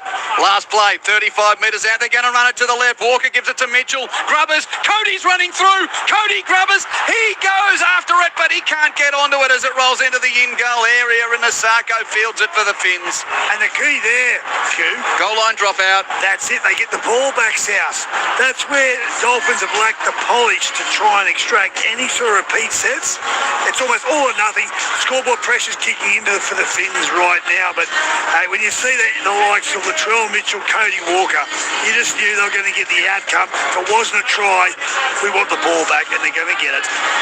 So a goal line drop out, and Katoa tries to effect a shortish kick, which is spilled by Graham over the touchline. They get the result. It was too deep, really, for a challenge, but Graham tried to catch it AFL style with his hands in front of his eyes goes, but it slipped through his hands and goes over the touchline. Was it going over the touchline? He had to touch it? I think he had to make a play at it. Yeah, well, he's right on the touchline there. Anyway, that gets the Finns a chance to try and build some pressure, get in the other end of the park. Yeah, Graham butchered that catch just like I butchered the English language. Dolphins with the ball on their own 30. And ball played here by Averillo to Schneider, given on to Keeley. Oren Keeley for the Dolphins, up to the 40-metre line at the northern end of the park. You can get in touch on 0467 920 222. One-handed pick up, Schneider passes left, Nicarima inside ball for Farnworth, accelerates but cut down by the tackle of Mamu Zelos, who got help from Duncan. Played to Fuller. Fuller passes right for the hammer, through the hands to Keeley. Centre 30 puts it under his wing, and Oren Keeley is tackled on 5, 38 metres from South Sydney's line. Last play for the Dolphins. Katoa, no pressure on him, so he runs at the line before putting up a little bomb. It's going to be caught well by Mitchell. Mitchell it was, defensive left side for South Sydney, defusing the bomb.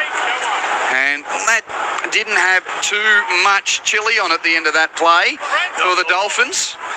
Just a little bland, And it's Tallis Duncan with the ball.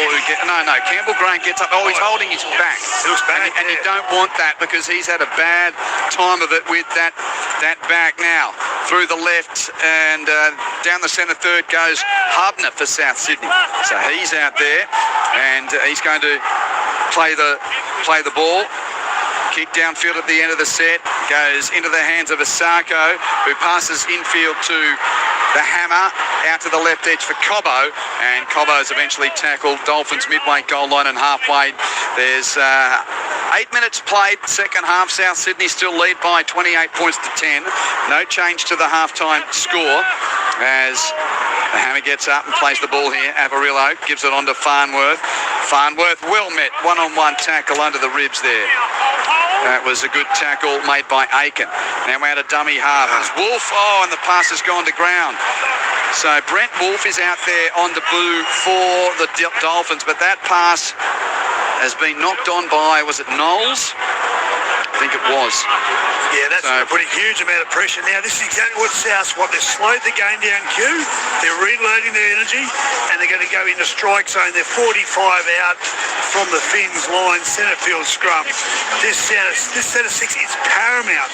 And from this passage of play, the Finns don't concede any more points. With Hubner on for South and Wolf on for the Dolphins, Q, man, both sides have done their 4 reserves.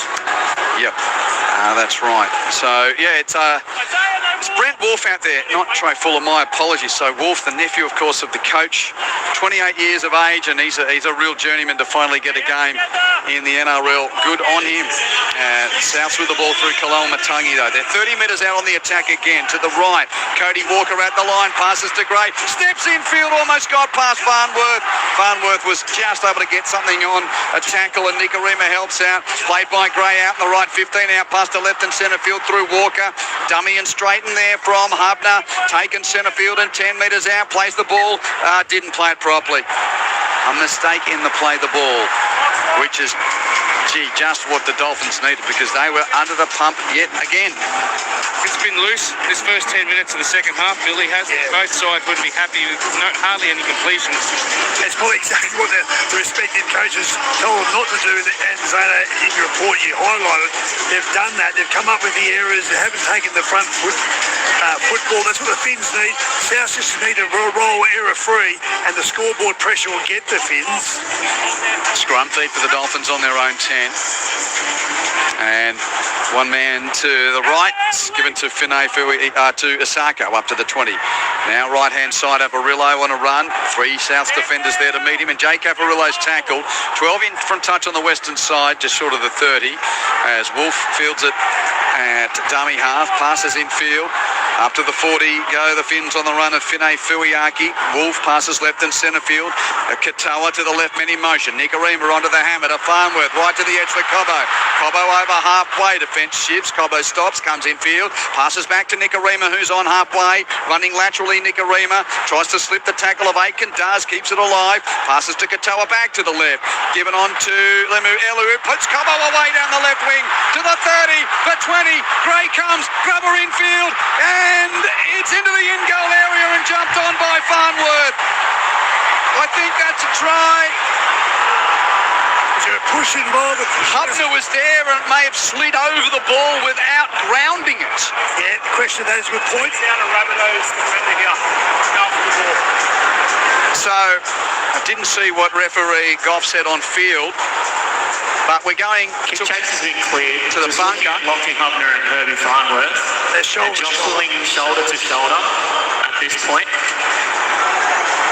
And then Hubner falls. I think there was a nudge from Farnworth. To determine if there's any push or it remains shoulder to shoulder. There might be a slight push at the very end, but it looks pretty shoulder to shoulder for most of that contest. Well, Herbie's competing for the ball. Yeah, I don't. They're both. They're just. It's shoulder to shoulder the entire way. They're just jostling, competing for the football. Hubner got the ball and then it spewed out of his grasp. It's grounding. And it's gone into the in-goal area, and I think this will be a try. So Hubner sort of landed on it a couple of metres from the goal line, and then because of the slippery nature of the surface, he sort of slid over the ball. He grounds the ball is knocked backwards, but he didn't ground it Hubner in the in-goal area. He grounds the field of play. Yeah. So you're right. And he wasn't tackled, so the ball's live. Try. The ball is grounded by Herbie Farnworth. We have a decision. It is a try.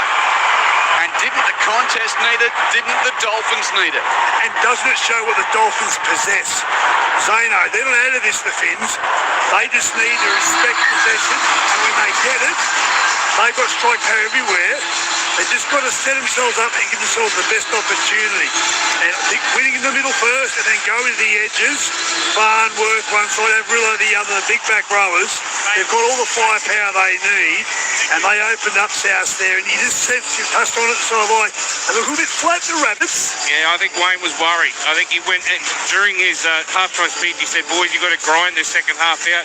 So you can have a dangerous lead sometimes, Billy. 18 points is a comfortable lead, but not in this NRL competition anymore. We've seen so many comebacks in the last 2 years, and particularly with this Dolphins team, you know, when you've got the likes of Cobbo and you've got the likes of Farnworth and Hamiso Tabuai-Fidow, they can put 4 tries on you very quickly. They've got to watch out here, the Bunnies. Conversion attempt for Asako, just to the left of the uprights. 28-14 South Sydney, make it 28-16 South Sydney as Asako kicks the conversion.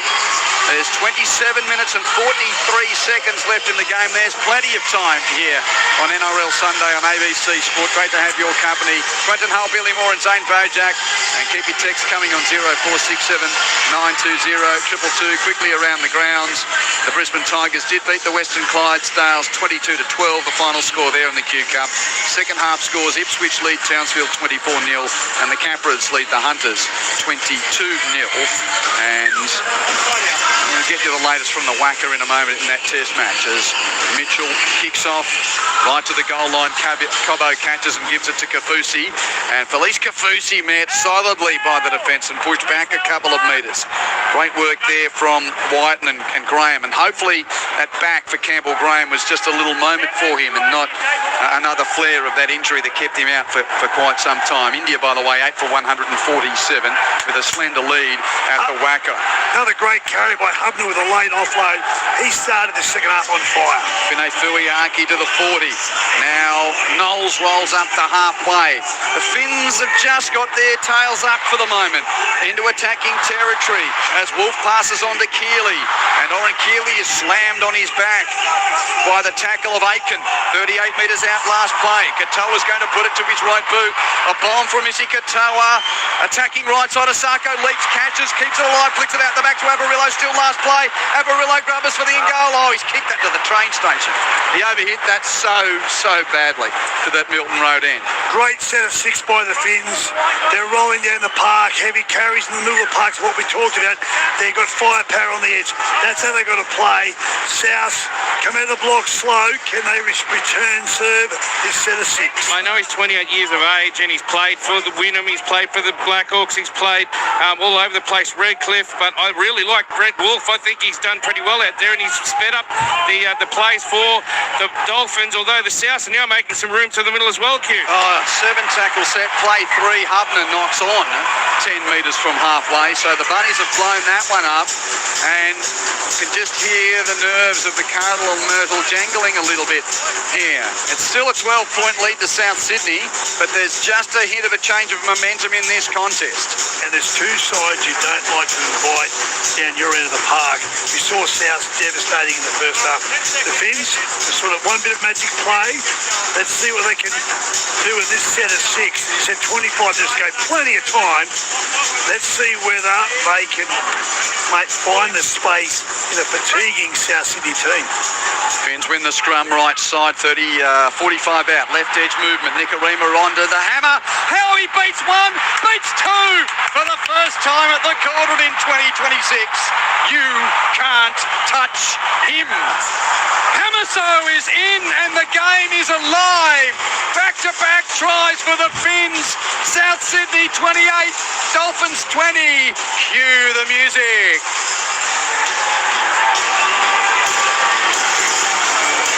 Well done, the Finns. Well done, the hammer. We thought it would take a few tackles to see what they could do. Doesn't. It's not the Finns side. They were the leading scorers last year, as I said, by 5%. That's not a fluke. You don't play semi-final football, but to lead the attack of this NRL competition, because they got strike, they'll hurt you anywhere. First half, they self-destructed. They gave the opportunity to South on too many occasions, and South's are a good side when they give the opportunity. But the Finns, when they get their right ball at the right time, look what they can do to you as well. This game is alive and well, Q. He got through Sullivan, White, and tried an ankle tap, but in vain for the flying man from the north. Zeno, the hammer, 22 tries last year, opens his account in a time of need for the Finns on this Sunday. Absolutely. Game on now, Q. And if I can be indulgent, my little 8-year-old Lucas is here. He is absolutely the biggest hammer fan you've ever seen. He loves the Dolphins. He was a bit disconsolate at half-time, but, they're back now, the Finn boys. He'll be Finns up there in the stands. And all I could say is he would have absolutely loved seeing the hammer go across, as all of Findom has, Q. They are up and about here at Lang Park. Findom, that's a good one. Yeah, they generally use Finland, but I like Findom. He's the king, isn't he? The hammer of Findom? Yeah, he is. Asako, 15 in from the left, 21 metres out, converts the try. What was 28-10 only a couple of minutes ago is now 28-22 with back-to-back tries to the Dolphins, and there's 23 and a half minutes left in the game on NRL Sunday on ABC Sport. It's really important that the Finns don't get carried away, just go through the process. They're in this position after 17 minutes of the second half because they've absolutely blown the South Sydney team away in the middle of the park, led by Keeley. Oren Keeley's been outstanding. The big back rowers are doing their stuff on the edge as well. Well done for the Finns, but they've just got to keep the process. Don't get carried away and get too wrapped up in their attacking firepower. South's kick-off and Kafusi first carry, 15 metres from the goalie's defending. Now to the middle third, and 3 defenders there in the face of the ball carrying run from Lemu Elu, mid-loop by goal line and halfway. Now Wolf, he goes on a little scoot from dummy half. Tackle just beyond the 30, quick play the ball. Tabuai-Fidow there at dummy half, gives it on to Keeley. He has had a good game. There he is again. Tackled 6 from halfway, Oren Keeley for the Finns. Wolf passes left, Nicarina offers it up for the infield runner, Farnworth. Good defence though from South. The tackle made by Aiken, 45 out, last play. Pass to Katoa. He puts up a deep bomb. Johnston's underneath it. Johnston catches it and is immediately careered into the deck by a solid tackle from Jermaine Asako. But he did the job, AJ. Souths have got it on their own line. Mitchell tries to charge. 4 Dolphins around Latrell to charge into him and tackle him. Big set of 6 here coming up by the Finns. Now Jai Gray tries to weave his way through, but is cut down by Keeley and Avarillo. They're yet to get to the 20 South. Now Kafusi joins in. Oh, this game's changed. Wolf is there to make the tackle as well on Totola. And you can hear it in the stands at the Cauldron as Aiken is rocketed into by Wolf. South's up to the 30. Get it downfield off Cody's boot. And they do. Walker off the side of the boot. It's a bit of a slipper and slider. It goes over the touchline. Was it inside the 40? Yep. It has gone over the touchline. What a kick for a 40-20. I reckon that's a miss hit, Zeno. It's a 30-15. It was that good a kick. He was going for distance and it slipped a bit off the side of his left boot to his fortune and the fortune of the team. It's like a Shane Warne leg break, Hugh. It just kept going towards that left-hand touchline. Well, that's a huge play, and now South Sydney's on the attack off that kick from Cody Walker. Bunny's only a dozen metres out. First carry from Tatola. He plays at centre park. Second play, Hubner has a charge at the line against his old mob, but Lachlan Hubner's held up. 5 to the right of the uprights, 5 metres out. Played to Mamazelos. Passes left for Walker.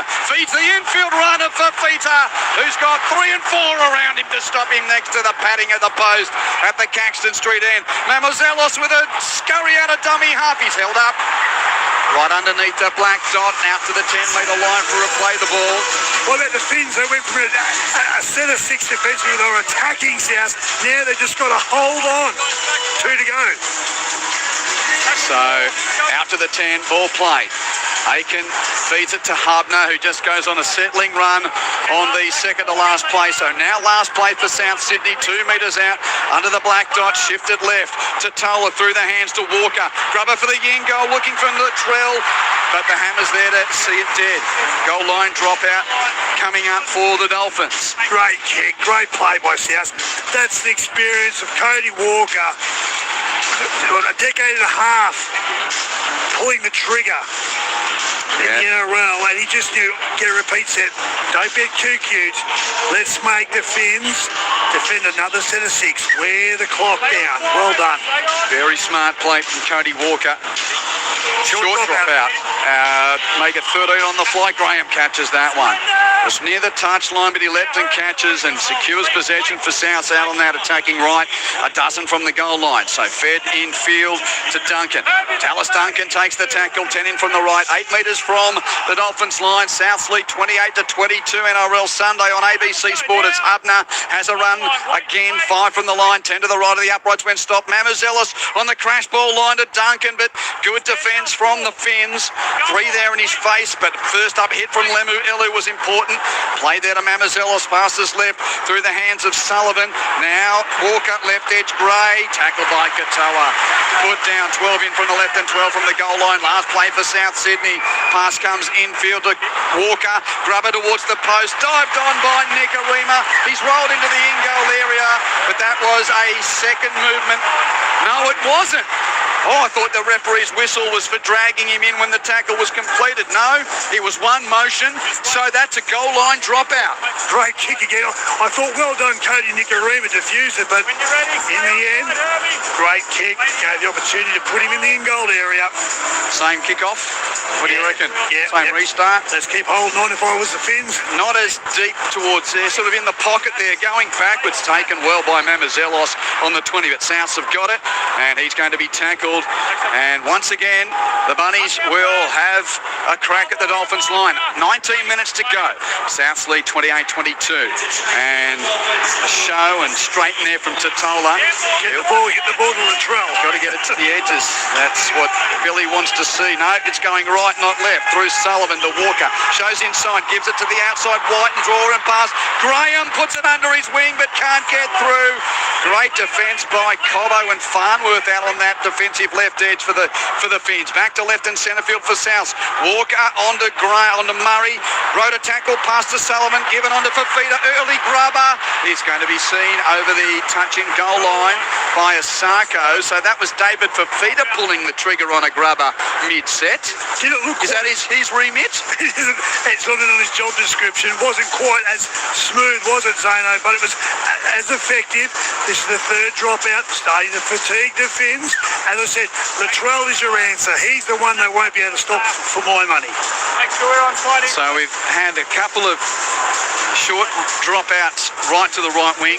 This one's a touch-finding attempt which sort of doesn't get there. Read by Sullivan to catch it.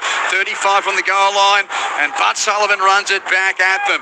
And he takes the tackle of Nicarima. 12 in from touch on the right, 20 metres out. So what's this, third or fourth set in a row for Souths on the attack? Fourth set. Thank you, Billy. Hubner on the run. Tackled a dozen out, slightly right of the uprights. Can the Dolphins defence hold to the right? It's Mamazelos to Gray. Tried to step off his right but slips and gets tackled aggressively by Lemu Elu. 5 from the goal line. Amos Ellis to left and centre field through Murray to Sullivan to Walker. Inside line runs for Feeder. Bounces away from Knowles. Bounces away from Keeley. But the ankle grab at Schneider puts big day for Feeder down. Centre field and 13 out. Souths leader by 6. To the right, Sullivan. Outside in play to Hubner. Hubner gets through the tackle of Keeley. Is that a double movement or did he get through the tackle? No, he got through the tackle and goes into the in goal to score. He rolled through contact and scores the try for South Sydney. 32-22, kick to come. Sheer weight of possession, fourth set of 6. Cody Walker takes the ball to the right. Knew an opportunity, rested back on the inside. Back inside to Hubner. He breaks through a tackle of Oren Keeley. Not held by the hammer, had every right to keep on going. And goes on and able to not touch, not held. He's allowed to do that. That's a try. How much would he have loved that too, Lachlan Hubner? Brilliant work by Jaden Sullivan. There you go. The 6-man interchange, or the 6-man bench, allows Sullivan to replace the match-ending injury of Ashton Ward. A beautiful inside ball, and then Hubner, who played 4 games for the Dolphins, goes over and scores against his old side. He'll be absolutely loving that. And the Bunnies, off that 40-20, 4 sets of 6, they go over. Mitchell with 4 from 6 today, make it 5 from 7. And South Sydney needed that. They're back out by 2 converted tries. 16 minutes to go. South Sydney 34. Lead the Dolphins 22. But there's still plenty of time. They've now got their head even further in front above the waterline. The Rabbits. That was just great play. They just were patient. I thought go to Latrell on the left, but they ended up going to the right. And as Zono mentioned, it wasn't Walker, it was Jaden Sullivan. Beautiful play back on the inside. Got plenty fatigue. Hammer had him, didn't hold him when it mattered the most. And a great try by the Cardinal and Nurdle. Let's see what the Finns can do. They've got to attack with their defence. Got to get a mistake this set of 6. By the way, India dismissed and Australia needs only 25 runs to win in that 4th innings of the Test match. You can hear it on the pink button on ABC Listeners. South Sydney off the kickoff, secured possession. They're just beyond the 10. World Cup final coming up tonight as well. India versus New Zealand and the Matildas game. So we'll wrap things up here and then have to wait an hour or so before Ned and the team get going out at Stadium Australia. Careful giving too many scores, Q. Remember, Tim, we've got to look after him. I don't know whether that was our Tim. He wouldn't have been waiting for the replay. Our work experience kid who took the photos at Amy Park back on Thursday night. But yes, we've got so much sport coming your way. Matildas, cricket, it's everywhere you look. That AFL game between St Kilda and Collingwood to come as well. Mitchell kicks downfield. Meanwhile, back here, Mitchell's kicked it downfield at the end of a South set that didn't gain much ground, Billy. Caught by Asako, and he's only a dozen from halfway after the kick return. Pass goes infield to the run of Finay Fuiagi with 4 defenders around him. And Kuli Kefu's put down 5 inside Finn's territory, 15 in from the right. Played to Avarillo, passes left and centre field from Tabuai-Fidow onto Cobbo, who runs at the defensive line. 3 tacklers bring him to ground, just short of halfway. Played there to Schneider. That was a forward pass to Gilbert, and there the call comes from the touchy. Sloppy, and also Zono, it looks like Katoa just had something for cramps. Where they give him these days? Pickle juice. Pickle juice. He looks to be cramping, and they need him to be firing on all cylinders. He wouldn't say it's had his best game here today. It's fair to say he's been very quiet, Billy. So disappointing for him. But we're just seeing some footage on the big screen of back in the day. From Lutwich says David Fafita's looking fit and powerful.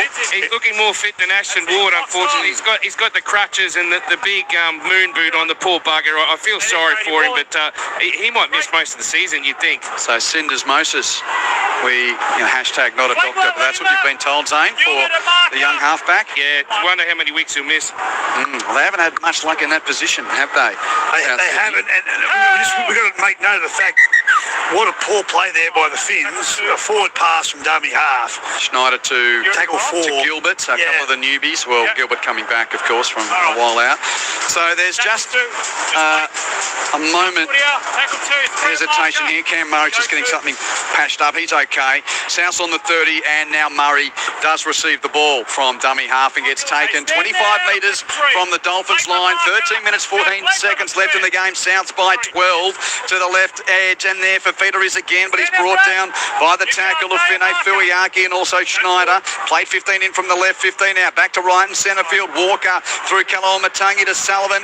Feeds the inside line of Whiten, but he's cut down 10 metres out, just to the right of the uprights. Last place Souths. Mamazelos to the right. Sullivan steps, goes himself. Did he take a high tackle? Got up, kept going. Referee says tackle was okay. Hammer completes the tackle. Handover. Dolphins ball. I've noticed Sullivan also, Jai Graham, had a few suspect high shots. They're not laying on the ground, they're bouncing up. I think that's great.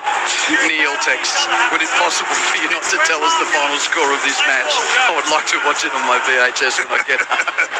Good on you, Neil, if you missed that. So we sort of blew the result for one of our dear listeners who didn't want to know what happened in the F9. Knock on, second play from Asako.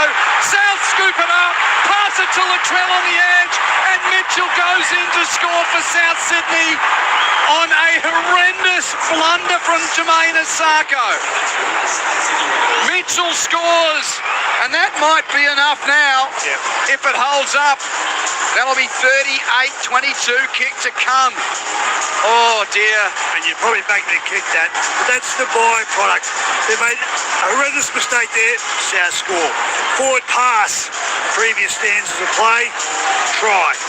Turns the whole thing, because actually it all started with a brilliant 40-20, and they had 4 sets. 3 of those obviously repeat sets against the Finns, and they didn't panic South. They just pulled it apart systematically. Great work. They deserve the 2 points. I just don't think there's enough time left if they award this try for the Finns to get themselves out of this hole. Oh, what about it, eh? Mitchell, Johnston, Walker, Fafita, that left edge, it is just so lethal. While all that was happening, can I tell you, there's been a lot of conjecture down here. The bunnies are absolutely boiling because they wanted Lachlan Hubner as a HIA, and they gave the wrong interchange card, and he's actually gone off as an interchange. So in the end, that's the ruling from the NRL officials. Souths aren't happy about it, but they've just got to live with it now. They didn't get the free interchange they thought they were going to get. Mitchell just readjusts the ball on the kicking tee before trying to convert his own try. Jermaine Asako under his own sticks with a bad carry, and Latrell Mitchell and South Sydney the beneficiary. Mitchell 25 out, 10 in from the left. Left foot strikes, a thing of beauty for the Cardinal and Myrtle. And he turns to the crowd, Latrell, with his arms open, says, how about that? Yeah, I reckon he was saying a bit more. He probably copped a bit, but that's what true champions do. They stand up. And you think about that left edge, the left edge of South, and Zane has mentioned it. If Fafita's a different player than he was the previous 2 years at the Titans, Latrell, you've got Cody Walker going down there, Alex Johnston, the great finisher. But at the same time, on the other side of the park, Campbell Graham, Jack White, they've got balance. I know they're losing Kaloamatangi, but they get Haas next year as well. Oh yeah, that's not a bad replacement. Short kick off. Farnworth there to tap it backwards for the Finns, and jumped on by Flegler of the Dolphins. So the Finns do get the ball back from the restart. Flegler's going to play at 32 metres out, but it might be too little too late. 40 points to 22, the lead for South Sydney, with only 10.5 minutes left in the game. Run there from Finay Fuiaki. She stopped on the 30. Now down the middle third on the run of Gilbert, and Tommy Gilbert's going to get up and play the football. Centre field, 23 out. Schneider distributes left. Katoa shows it, gives it to the left for Nikarima. His short ball for Lemu Elu. Great tackle, Whiten. The ball's come free, gone into the in-goal area, and Nikarima's grounded it, but I think that's a lost ball. Yeah, he's trying to offload it. I think it's lost. Yeah. He got his nose through and he thought he could do a Beatson-esque one-armer. Great tackle from Whiten. Yeah, try-saver. But he got with the back contact and the tackle by Jack White. Was a loose carry by Connolly, knocks the ball on in the field of play. Ball's kicked through by Cody Walker, and he takes possession Just as he's about to pass that ball, you see White's hand dislodge it, and he wasn't able to get the ball where he needed to. So that diffuses that play at scoreboard pressure. They know they had to score that set of 6 to within 3 converted tries to tie this game up, and Father Time or scoreboard is going to beat them in that area. Only 10 minutes and 13 seconds left. 28-10 was the half-time scoreline. Alex Johnston has scored once. We're on AJ Watts, so he's now one shy of Ken Irvine's record of 212. So if things don't change, you'll need 2 against the Roosters to break the record in the latest chapter of the Book of Feuds next week. But hey, he still might score here. There's 10 minutes left to go. South don't take their foot off the throat. They'll throw the ball around. Duncan with a run to the 30. Now right edge given to Graham. And he looks to have overcome that little back issue he had a moment ago, Campbell Graham. Plays at 8 metres short of halfway. Sullivan at dummy half infield. Through Murray to outside in play for Fleeters pass for Gray. Good read by Fine Fuiaki to tackle the flying Souths fullback. Jai Gray plays at 45 metres out. At dummy half, Walker gives it on to Fafita. Running down the middle third, David Fafita. He's got that arm free but can't get the offload away with 3 tacklers around him. And a bit of extra sauce from Tom Flegler. Some things change, some things don't. After you've had a while out of the game, that was a Tom Flegler moment where he just had the forearm a little bit too close to the face of the tackler, Zane Bojack. Yeah, the red-headed Tommy Flegler, just couldn't help himself. But we're going to go upstairs as a challenge from the Dolphins. Hey, Zeno, has David Fafita been off? Captain's challenge here from the Dolphins. Yeah, I think David Fafita's had a rest. Well, I think the palm to the face. Both players have a hold of each other's jersey. Just strike the arm, you can do that. Yep, but no, it was when he was dragged to free their arms at this point. So Flegler drags him no down. foul as yet. And then we wait to see what happens. Tom Flegler then comes down with unnecessary force with the forearm. Forearm near the throat. Foul play. It's just a penalty. We have a decision. So challenge is unsuccessful. It's been 23 months since he's played football, but that was always a part of the Flegler flair, dare we say it. Yeah, he was always good for a couple of penalties, wasn't he? We still need an Iron Man for Queensland, don't we, though, Billy? We need an enforcer. I'm happy for him to be back in Maroon. There's a word that's gone through my mind which I won't broadcast. Yeah, well, Trey Fuller's coming on a little bit. Trey Fuller's coming a little bit late for mine. He's a player that I thought we needed to see probably 20 minutes ago. The Bunnies have got the footy, and there's a bit in this, even coming out of that offensive line there. Gilbert right into the face of Fafita. They're trying to rough him up a bit, and Garlick pushes Gilbert. Now Latrell and AJ come in, and so does the Hammer, and it's a little bit of a melee. Well, that's good to see, because the Finns have self-destructed on multiple occasions. Yeah, holding at arm's length. They're showing the fight, the fire that's in their belly. A little bit of fraying at the sides of things and nothing too much. No one's been dragged to ground. Everyone's just sort of standing up and pushing. Oh, the Hammer's still having a chat to Mundu Zelos, though. Oh, you love it, don't you? This is why we love the footy.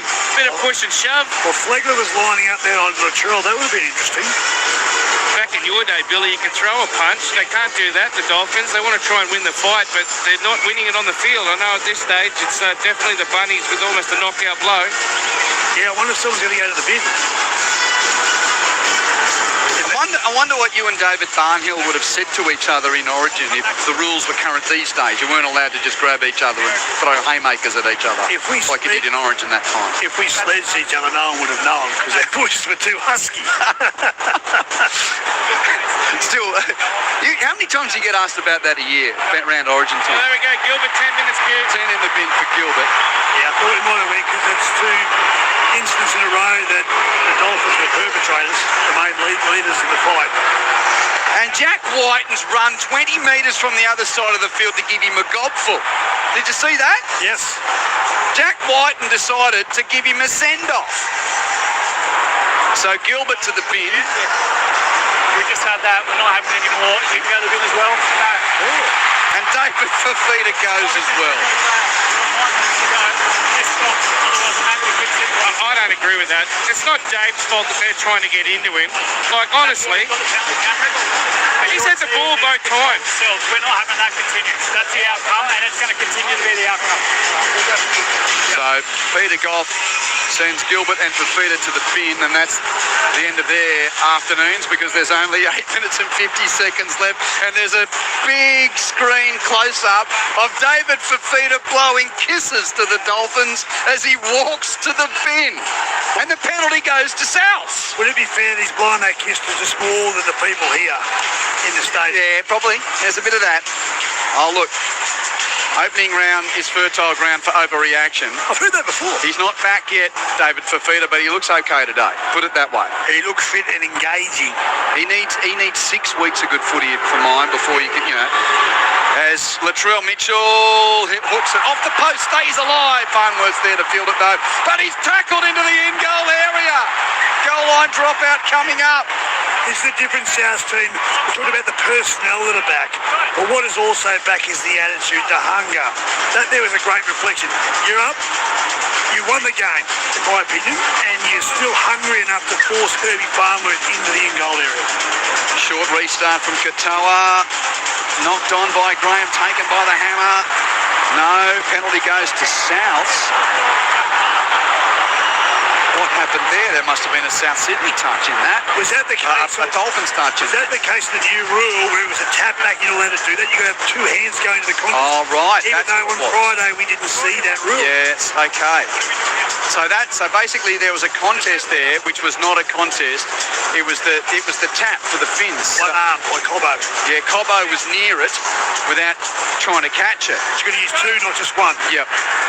So that's why the penalty's been given to South. There's 7 minutes and change to go. South Sydney lead 40 points to 22. We're almost at the end of this opening round of the 2026 Premiership. Keep your messages coming on 0467 920 222 on the SMS as Totola is tacking. The Bunnies want more points here. They're 5 metres out centre field. Mamuzelos gives it to Murray. Cam Murray with 4 defenders around him. The skipper's held up. It's 12 on 12, by the way, with 2 players in the bin. Mamuzelos, Totola with a hit and spin. Knocks it on the goal line. Knocks it on, no try. And out to the 10 for the Dolphins. Captain's challenge though. Challenged by someone. Captain's challenge by the Rabbitohs, challenging the on-field setting for that one. 6 minutes and 30 seconds left in the game. G'day to Grimesy.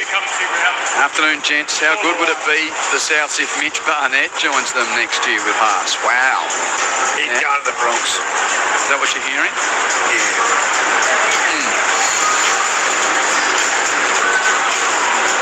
Totola maintained possession initially, just looking through to the ground.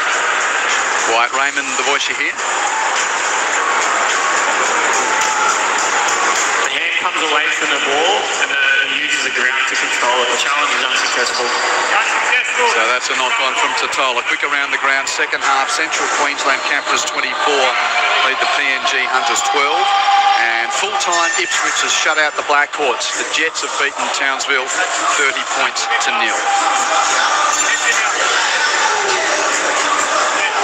20,114 fans in attendance. 20,114. Meanwhile, in the cricket, Australia's already knocked off 14 of the 25 runs required for a big victory there. Volan Litchfield batting at the whacker to try and complete that multi-format series with another 4 points for Australia, which means they would have only dropped 2 points, 2 T20s, and won the rest. Farnworth's got the ball. The Finns have got it just beyond the 20-metre line. Herbie Farnworth, again, a couple of close contact metres tackled just before the 30. Dolphins have got Gold Coast here next Sunday evening, while, as mentioned, the Roosters await the Rabbitohs at the football stadium next week. 6 more for the Finns as they roll up to halfway. Knowles passed it almost into the nose there of his teammate. That was well caught in the end from Flegler. Got tackled, played to Schneider, given to Nicarima, a little dummy and straightened, but Cody scored. And he's 20 metres in from the left and 38 metres out. Nicarima plays the ball to Schneider, given to Flegler, who charges towards Kaloamatangi and Totola. 7 and 8 post contact metres. Good run, Flegler. Up to the 20 before he's eventually stopped. Plays it to Schneider. Pass right for Katoa. His pass is knocked on by Finay Fuiaki as he held it up and tried to put Kuli Kefu through for his second, but that's a knock on. Kuli Kefu was through.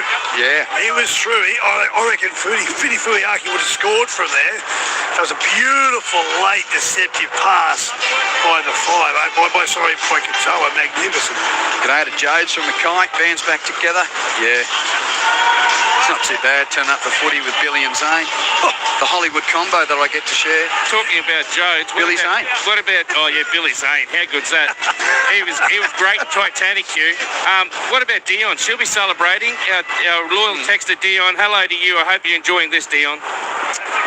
Pete the Dragon says, great call today. Looking forward to the next one. Yep, good on you, Pete. 0467 920 222. Dragon supporters, they're still sore after what happened about this time last week. Yeah, well, one good thing is they were close. Yeah, they were close. Against what you'd say one of the top. 2 Golden Point games in the first round. Is that a record? Yes. Good to see. Yeah, of course, Brookvale last night, and young Sanders with that wonderful drop goal. Almost as good as the guy that's got the ball here, left-booted. Of course, I'm talking of Latrell Mitchell, who can slot a left-booted drop goal here. He's up to halfway, Latrell. He's been good today. And I think, surely now, if Gray and Mitchell are playing in the same team, they're wearing those numbers, aren't they? Oh, it's a given. And you don't make a Ferrari to trucking work. That's just where you leave Gray to do that. And Latrell, just pick your time and place. Souths to the 40 as Sullivan grubbers for the touchline. Well controlled by Asako. Stops it by batting it in the air. Now he gathers and runs infield, and Jermaine Asako tackled 18 metres from halfway. There's 3 minutes and 40 seconds left. South Sydney's got the 2 points sewn up as a little runs right side of the ruck from Wolf. Might have got a high tackle. No, that was Fuller. They do look similar, Wolf and Fuller. That's a high tackle, and penalty goes to the Finns. They do, and I would have liked Zane to see Fuller on a little bit earlier in this contest. I agree completely. I think it would have been a game, particularly when they were on top. Remember when they scored those 2 quick tries? Bring him on then and give him an opportunity. So they fine touch the Finns, 35 out. And again, Finay Fuiaki with another carry. 3 minutes for the Finns to try and get a little bit of pride back here. It's 12 on 12 with both Gilbert and Fafita in the bin. Ball play 20 out. Now centre field through the hands of Katoa to Nicarima. Left edge to Farnworth. Whiten got him. Nice pass, Farnworth back infield to Nicarima to keep it going. Passes on to Flegler, who palms away from Kaloamatangi. Passes to Katoa. Dummies. Floats a ball. Beautiful pass to Asako. Oh, that is silver service from the young halfback. And Asako scores in the right corner. There were some money balls there. Obviously, the play worked well because Farnworth was able to offload. Flegler, a little bit of a question mark. Did he run behind someone or cause a defensive issue? But he waited long enough and passed on. And Katoa, what he did there, Zane, the way he did the big dummy to suck, I think one of the defenders out of the line, was it Latrell, made him jump.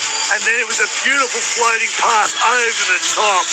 The old Harbour Bridger was timed and executed perfectly. 26 trails 40, kick to come. But Zane, the way he threw the dummy to suck the defensive line out of the air, and then the Harbour Bridge pass so well floated and timed.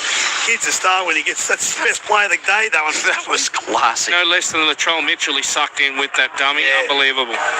Asako to try and convert his own try. 5 in from touch on the right. Beautiful strike. So the Finns do minimise the damage a little. And Asako, what's he got? 4 from 5 on the day. And South Sydney 40 lead the Dolphins 28 with 2 minutes and 10 seconds left. We've got the post-game to come and Zane's interviews.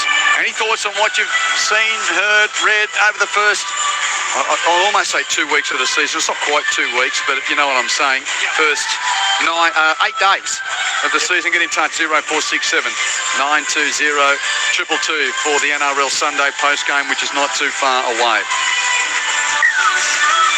So Well, back to the drawing board. This will be for the Finns.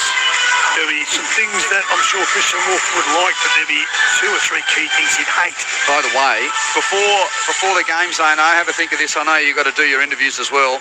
Billy and I were thinking, what are we going to do in the post game? We're going to look at three clubs to back and 3 clubs to sack after round 1. You know, and of course, fertile ground for overreaction. Oh, we'll draw big conclusions. We're going to draw big conclusions after each team's played 80 minutes of football, and some of them more, 80 plus, as Fuller's up towards the 40. Trey Fuller for the Dolphins, plays it there to Schneider, through Knowles to the left. Katoa's ball, a little dubious, ref lets it go. Nice tackle from Whiten, though, to cut down Lemu Elu. Plays it 40 out, hammers out a dummy half, passes back to Lemu Elu, passes right for Schneider, catch and give, hot potato stuff, passes to Katoa, he holds it up, he's dummying, he's scheming, he's tackled, but he gets a pass away. On the hurdy-gurdy, drops it back to Schneider, runs straight at Gray, Gray put him down, last play Finn, centre field 20 out, Tabuai-Fidow, no, ping, 6 more to the left edge, Nicarima, dummies, kept it alive, Farnworth knocks it on, out on the left edge. Penalty. A holdback. Yeah, Farnworth, I think, was held. Nicarima might have been held back after this pass back by Farnworth. Guys, goal line. When you ready, Herbie? Lockie on the Central Coast says, how can anyone honestly think the Dolphins are a finals team, let alone top 2 this season? Now, I've got to make him the finals, but they haven't started well today. Katoa's down. I think he's done his ribs, boys. Ooh. Pain, yes. Yeah. That is not a good story. He's up and moving now. Inside the last minute, Dolphins have got the ball as Flegler's tackled. He's back playing footy. I mean, regardless, it's a good day for the Dolphins and for Tom Flegler as Morgan Knowles on debut in the NRL as a run himself. And the Pom might have scored for the Finns late. What does the ref say? Held up, I think. Looking to confirm he actually loses control of this ball. If not, it's held up. It looked like he was twisting and turning from a long way away. I doubt whether he could have held on to the pass. If he did, he's a magician because he rolled over. The ball's exposed. How does he get that down? It's going to be hard. Frank from deep. He would have got it down except for the leg of the South Sydney defender. The ball on the defender's leg. Yeah, that's otherwise at no point does his hand come away from the ball and the ball is held up. We have a decision. So was that?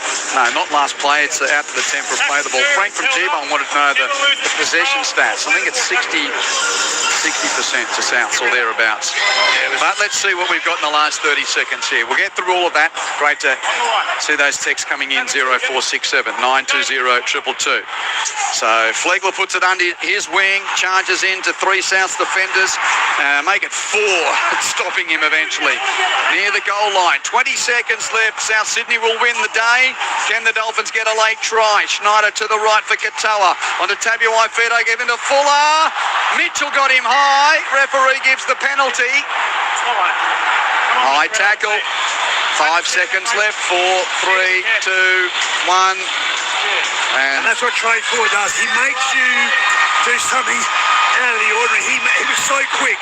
He made the throw go high then. There is 1 play left. Oh, and they're going to go for 2 points. So, for and against. Why wouldn't you run it? You're going to get done anyway. Yeah, it's 40 to 28 and you take the 2 points. Is that because you respect for Zane, has the NRL brought in a bonus point system for losing by less than 12?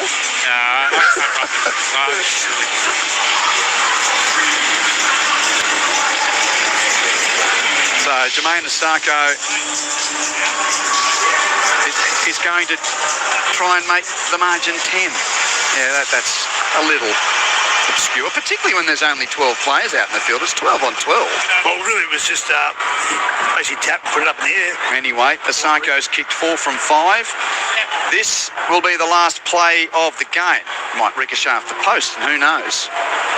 Souths might go the other end and score. We need someone doing a Ray Price. 11 in from touch on the right. Asako 25 metres out. He does kick the penalty goal, and that is the last play of the game. And South Sydney is a round 1 winner in the 2026 NRL Premiership. They've come to the cauldron. They've beaten the Finns by 40 points to 30. with 2 tries to Latrell Mitchell, 2 tries to Campbell Graham. Jai Gray and Lachlan Hubner have also scored for South Sydney. And Mitchell finished with 6 goals from 8 attempts. While for the Dolphins, tries to Avarillo, Finay Fuiaki, Farnworth, Tabuai-Fidow and Asako. Asako finished with 5 goals from 6 attempts. South led 28 points to 10 at halftime, 28-10 to South at halftime, and it finishes 40 points to 30. Stay with us, get those messages coming in, 0467 920 222. Billy will wrap the game. Zane's down there. We'll get the interviews shortly. Good to see Zane's got the watermelon pants on tonight too, so he's very easy to see on this gloomy evening. Down to you, Watermelon Man. Yeah, Watermelon Man to a man. He wears the Cardinal and Myrtle very, very well. Only for this season though, before he heads off the Dragons. Started this year well though, Keon. Kalamatangi, outstanding win coming up here to Brisbane and beating the Dolphins. Yeah, that was a game plan. They're a very tough team, well-coached team, and we knew it was going to be tough, especially in these conditions. But we just stuck through. I think we did the jersey proud, did the fans proud, and great way to start the year. I couldn't get over the energy on the bench. It seems like there's a really good feeling amongst the South Sydney Rabbitohs this year. Yeah, 100%. We're all great mates. We all hang outside of football, love spending time with each other, and great team chemistry. So hopefully we can build on this. What about that left edge? I mean, we saw Latrell do his job tonight. Campbell Graham got a couple of tries over on the right, and you got Whiten over there as well. But that left edge and Dave Fafita, unbelievable. Yeah, 100%. They get a lot of accolades, a lot of props, but our right edge is just as dangerous. Got Jack Whiten, one of the best players in the comp. Campbell's back, one of the best wingers in the comp, and we got strike everywhere. So I just got to keep my job simple, play the ball fast, and the points will come.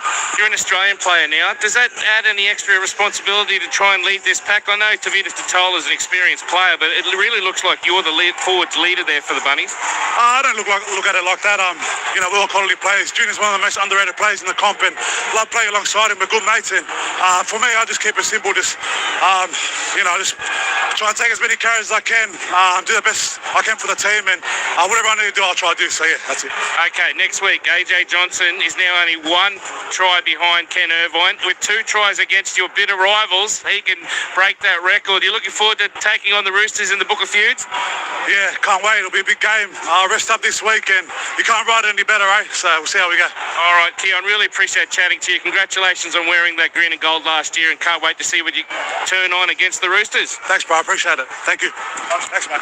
Thank you, Zane, and great to hear from Keon Kalamatangi. So there's a lot of Bunny fans happy in 2 respects. 1, they've won the game, and 2, they can get to the footy stadium to cheer on their beloved Cardinal and Myrtle against the Roosters, and hopefully see AJ score twice to break the record. So 1 today, he's up to 211, just 1 behind Ken Irvine. To break that record, it deserves to be on a big stage, and nothing bigger in rugby league than the derby between the Roosters and the Rabbits. I'd love to see a full house there, and if he's able to achieve that record, as much as it's going to break a former Bear, Ken Irvine's great record, so there's no greater ambassador for our game than Alex Johnston. So good luck to him. But what a performance for Keelan Kalamatangi. Well, He's back row at now middle, and what a middle performance. The artist who's pumping through the loudspeakers, Zane, that's a guy by the name of Somba, and I'd imagine that's the mood in the Dolphins camp. Yes, Jake Avarillo's been good enough to join us down here. Jake, you got an intercept, mate, and you just absolutely scooted down the other end of the field. At that stage, did you feel like you were back in the race? Because the Bunnies came out hot this afternoon. Yeah, they definitely did. I thought it would have changed a bit of momentum, but just lacked a bit of discipline, and once they got a roll on, it's pretty hard to get it back now with the new 6 again rules. So yeah. How big a play was that Cody Walker 40-20? Because you guys were just starting to dominate that second half. All of a sudden, they get the ball back. 4 sets of 6 later on your line, they go over. Yeah, I think that was a turning point in the game. I felt we were all over him there, and just missed that one moment there to stop the 40-20. And I think it just took the gas out of us at the end there. Q called you Winks. He thinks that you're an elite player when it comes to running fast on the field. Did you feel the footsteps of Jai Gray? Did you think to myself, oh no, he might get me here? I felt pretty safe. I was looking up on the big screen and, I thought I was going to get there. So I was pretty stuffed after that for a couple of sets. So. How important is it to hit back against the Titans next week, a team who have also had a bit of a setback this weekend and no doubt will be looking for a big performance next weekend?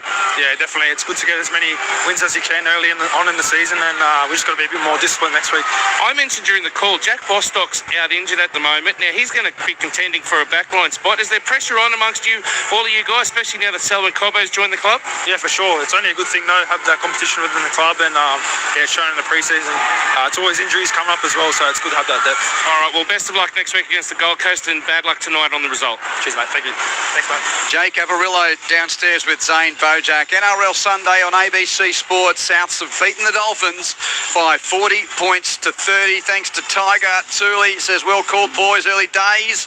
I know, but the Bunnies have energy for a big season. Say what you want about Trell, but when fit, he certainly has a presence in our mighty game. Indeed, Eamon from Logan asks, is this one of the highest scoring rounds of NRL? Over 100 points yesterday, 70 points today. Yeah, there's been a few good point tries. 0467 920 222. So we've got Billy's votes, and as I say, 3 to back, 3 to sack after round one. It's only early, but new segment. But yeah, well, I just thought we were sort of thinking, we've got to do the post game. We don't get to do it too often because we don't do too many Sunday Arvo games. Hold on, back down to Zano. I'm down here with a man who's only one try away from equaling the greatest try scorer of all time. Only the one today, AJ, but that back line, you might not get too many tries. Latrell's going to score them all this year, isn't he?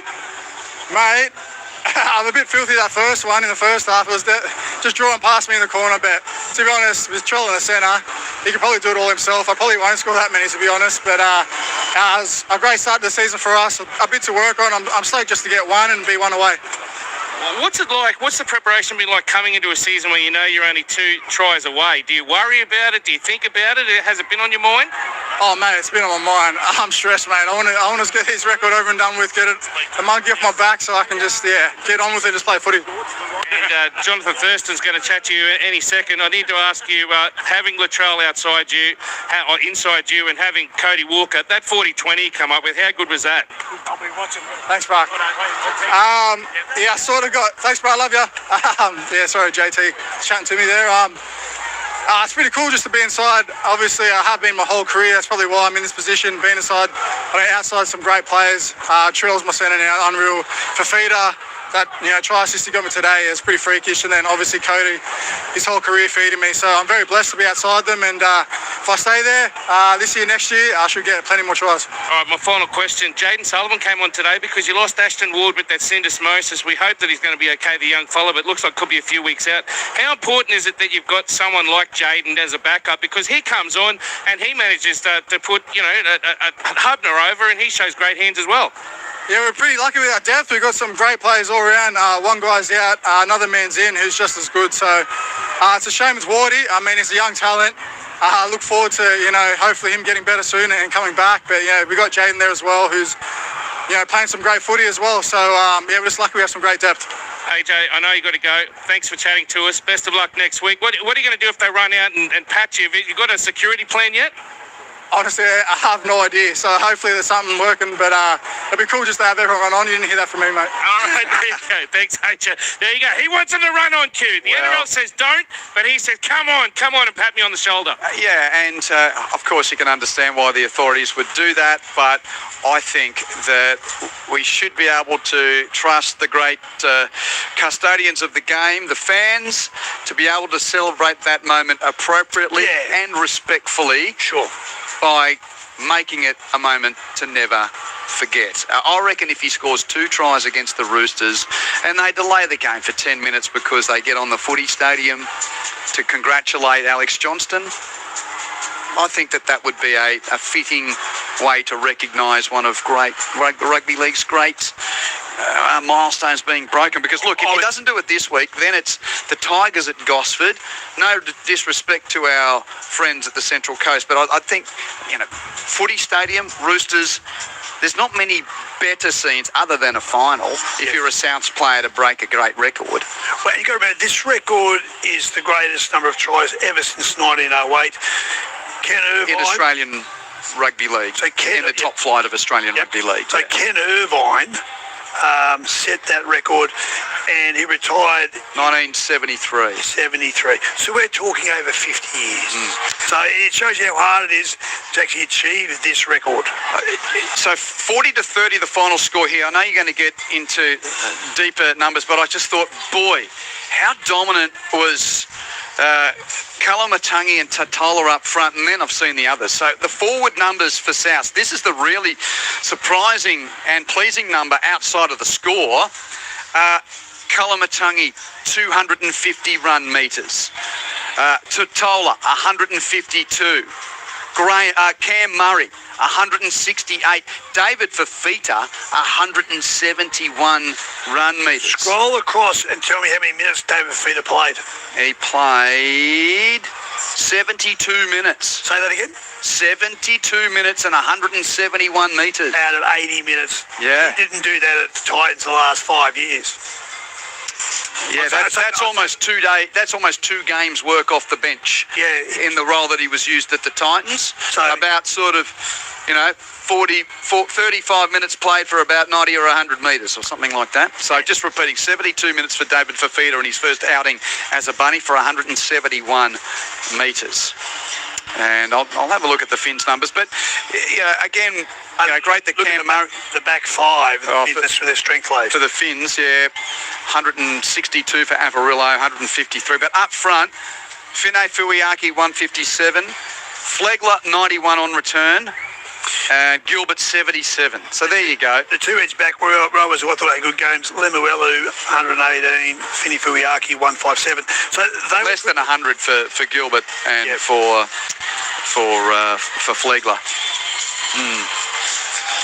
There was so much to like about the Dolphins game, but it lacked consistency over the course of the match. South made them pay through errors. They brought harm their way, and South made them pay it. And that's the thing about the South Sydney side, fully fit with all the guns there. Anytime you give South a ball in your half, you're asking for trouble. Can I have your votes, please? South Sydney has defeated the Dolphins by 40 points to 30. I gave 3 to Keon Kalamatangi. Obviously, he made it to the Australian side last season. Edge back row, gone to the middle. I thought he was a good player. He's actually a great player. 250 metres, as you said. 23 tackles, only 2 misses, 86 post contact. I gave 2 to the Cameron Murray. Only played 1 game last year. You can see why. He is one of the greatest players. He's top 10 players in the game. That's how good he is when he's fully fit and he's now back on deck. 168 metres, 28 tackles, no misses. I gave 1 to Latrell Mitchell. 2 tries, 2 line breaks, 5 tackle breaks. He's lethal. And B, he needs to be said. I mentioned the quote about you don't have a Ferrari do trucking work. That's what Jai Gray does, and does a great job. It was fantastic tonight. But Latrell's best asset is the ball will come inside because you've got David Fafita, you've got Cody Walker coming to him, and everyone panics. When he touches the ball, you can't do one-on-one. You do not, he was up against Avarillo as a good player, but you can't go one-on-one with Latrell. 3 to Kalamatangi, 2 to Murray, 1 to Mitchell. And the ladder, guess what? Storm are on top. We've had 1 round. Melbourne's on top, then Cronulla, then Penrith, then the Warriors. So even though it's only, that's obviously points different. And West Tigers fans, I know you're waiting for your chance. The Tigers finally start their season Saturday at Leichhardt against the Cowboys. So at the moment, the Tigers are in 9th on the ladder with 2 points but a neutral. Well, that's a big improvement. Parramatta last. Of course, Gold Coast second last. Okay, time for opening round overreactions with Billy Moore. Okay, 3 teams who you reckon, I've seen enough of them, get on. Where's the value in Keith? 3 to back after the opening round. Well, I'm not sure there's value in them, but what I thought the best performance of the round was the Panthers against the reigning premiers right here 2 nights ago. Yeah. Outstanding the way they just dissected Brisbane, and we saw the Penrith of old. You said it beautifully, hopefully I get it right. They may have stopped the It was the end of the streak, but the dynasty continues. That's the key. The dynasty is definitely still there. If you call a grand final, 4 premierships, and then a preliminary final, and that is a great dynasty. So but there's more to come. Yeah, the grand final streak ended. Yes. But who knows? The dynasty. So they're by 1. Yep. My buy 2 option is the Storm. Well, but they're so boring. You've gone for Penrith and Melbourne. I know. And that's what's been the last decade of footy, really. But again, no Pappenhausen, no Asafa Solomon, no Katoa. The 3 back rowers from last year, Liero. Well, he didn't play. Blore. He was dropped, and there was injury obviously to Papali. Was it the guy that got injured obviously in New Zealand? Katoa, sorry. Yeah. Katoa. They weren't there, and you didn't miss a beat. To drop your 3 back row, not have your 3 gun back rows the previous year, just didn't miss a beat. And who else you're liking after the first round? Well, I reckon the biggest, not underdog, but defeat where you're up against it was the Raiders. To win that game the way they won it was great, but you're at Brookvale. That's probably top 3 hardest places to win a game of footy, and they won against a Manly side who were pumped and they were on fire, and they just found a way to find an opportunity, and they won at the death. That's great footy. And it's only one moment, boy, but if Ethan Sanders is that good and that cool with that drop goal at the end, that was a very special way to finish the game. So, stocks fell. Who are the 3 that you're concerned about? Well, the ones you want to get rid of right now, after round 1, sell Titans. Oh, it's only week 1. I know, but if you said, okay, which ones were the most disappointing? Yep. To lose, what was it, 50-10 at Shark Park. Look, I know Sharks have been preliminary finals the last 2 years, but I thought this come with the outcome at the moment for the Titans on the rise. Well, we have to just reframe where they are. Sell to? Another side that was overhyped. You need to sell and readjust. You're thinking, Parramatta. What's the matter, Parramatta? Well, they were taught a lesson, and everybody was thinking top 8 for Eels. Well, what I saw, the way they were pulled apart by the Storm, let's reframe that. And the last one, getting offloading on Cowboys. Yeah, they're one of mine. I can smell a bit of trouble in Cowboy land if they don't turn this around. Within a month, we need to see a big heartbeat. It's not the fact you lost, it's the way you lose. Sometimes it sounds strange, but they're my buy and sell options. Back and sack. Back and sack. Yeah. After, as I said, opening round overreactions from Billy Moore. Yes. And hey, why not? Totally known to be overreacting. Yep. Full time in the Queensland Cup game between the Capras and the Hunters. Central Queensland has won that. So here we go. The full time scores in the Queensland Cup today. Capras 24 over the Hunters 16. Earlier, Ipswich 30 beat Townsville 0. Brisbane Tigers 22 beat Western Clydesdales 12. Burleigh 22 beat Redcliffe 12. In the one senior game in the New South Wales Cup today, Newcastle beat Souths 52-10, but Souths won the flag game there. Souths winning 26 points to 14. By the way, Australia has won the test match over in Perth by 10 wickets. How about we hear the last piece of Australian cricket for the so-called summer over in the West? Bowls on strike, Cashby away from us. She bowls and getting it past the diving point. Bowl hits the winning runs. It's another boundary to wrap up the test match. The Australians win by 10 wickets over India. They claim the test and the series in convincing fashion. And Australian cricket says farewell to one of its greatest. Elisa Healy, we won't see her again in international colours. The captain bows out a winner. And the call from Clint Wheeldon there with Australia picking up the final 4 points of that multi-format series with a 10-wicket victory in the test match. We've got the World T20 final coming your way this evening in that behemoth of a stadium in Ahmedabad between India and New Zealand. It's available on the Listen app. Who's going to win? I hope New Zealand. Who's going to win? I hope New Zealand.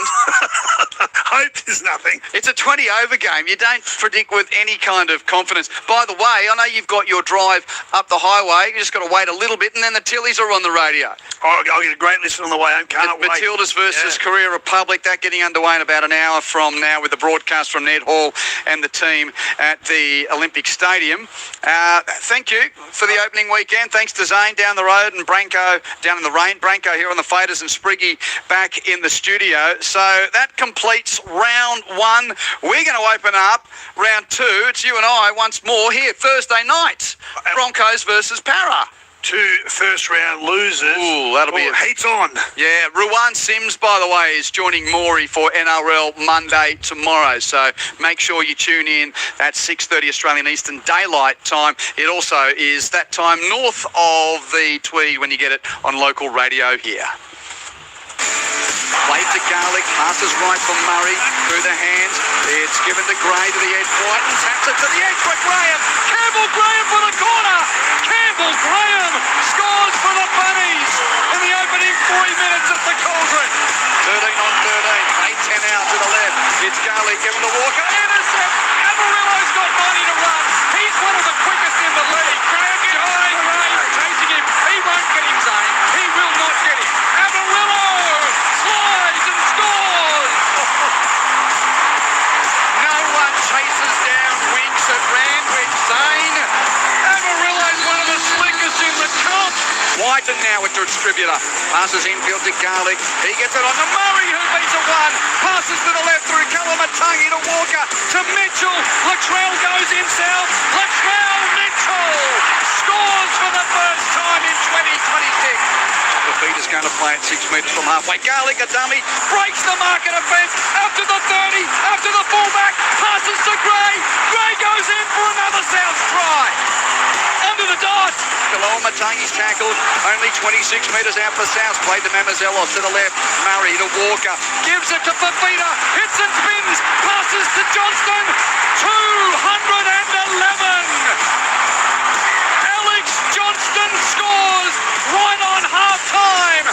He's one away from equaling Ken Irvine. 45 out, left edge movement. Nicarima onto the hammer.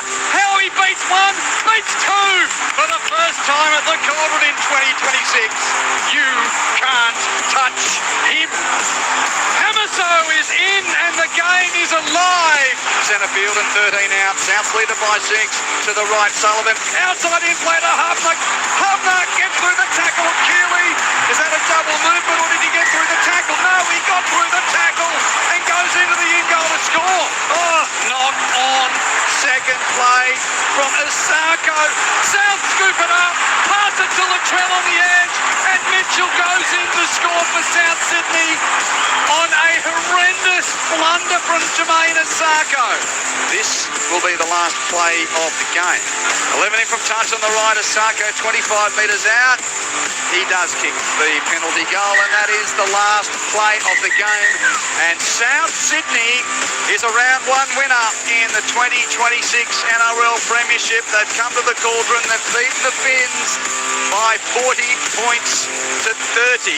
ABC Sports.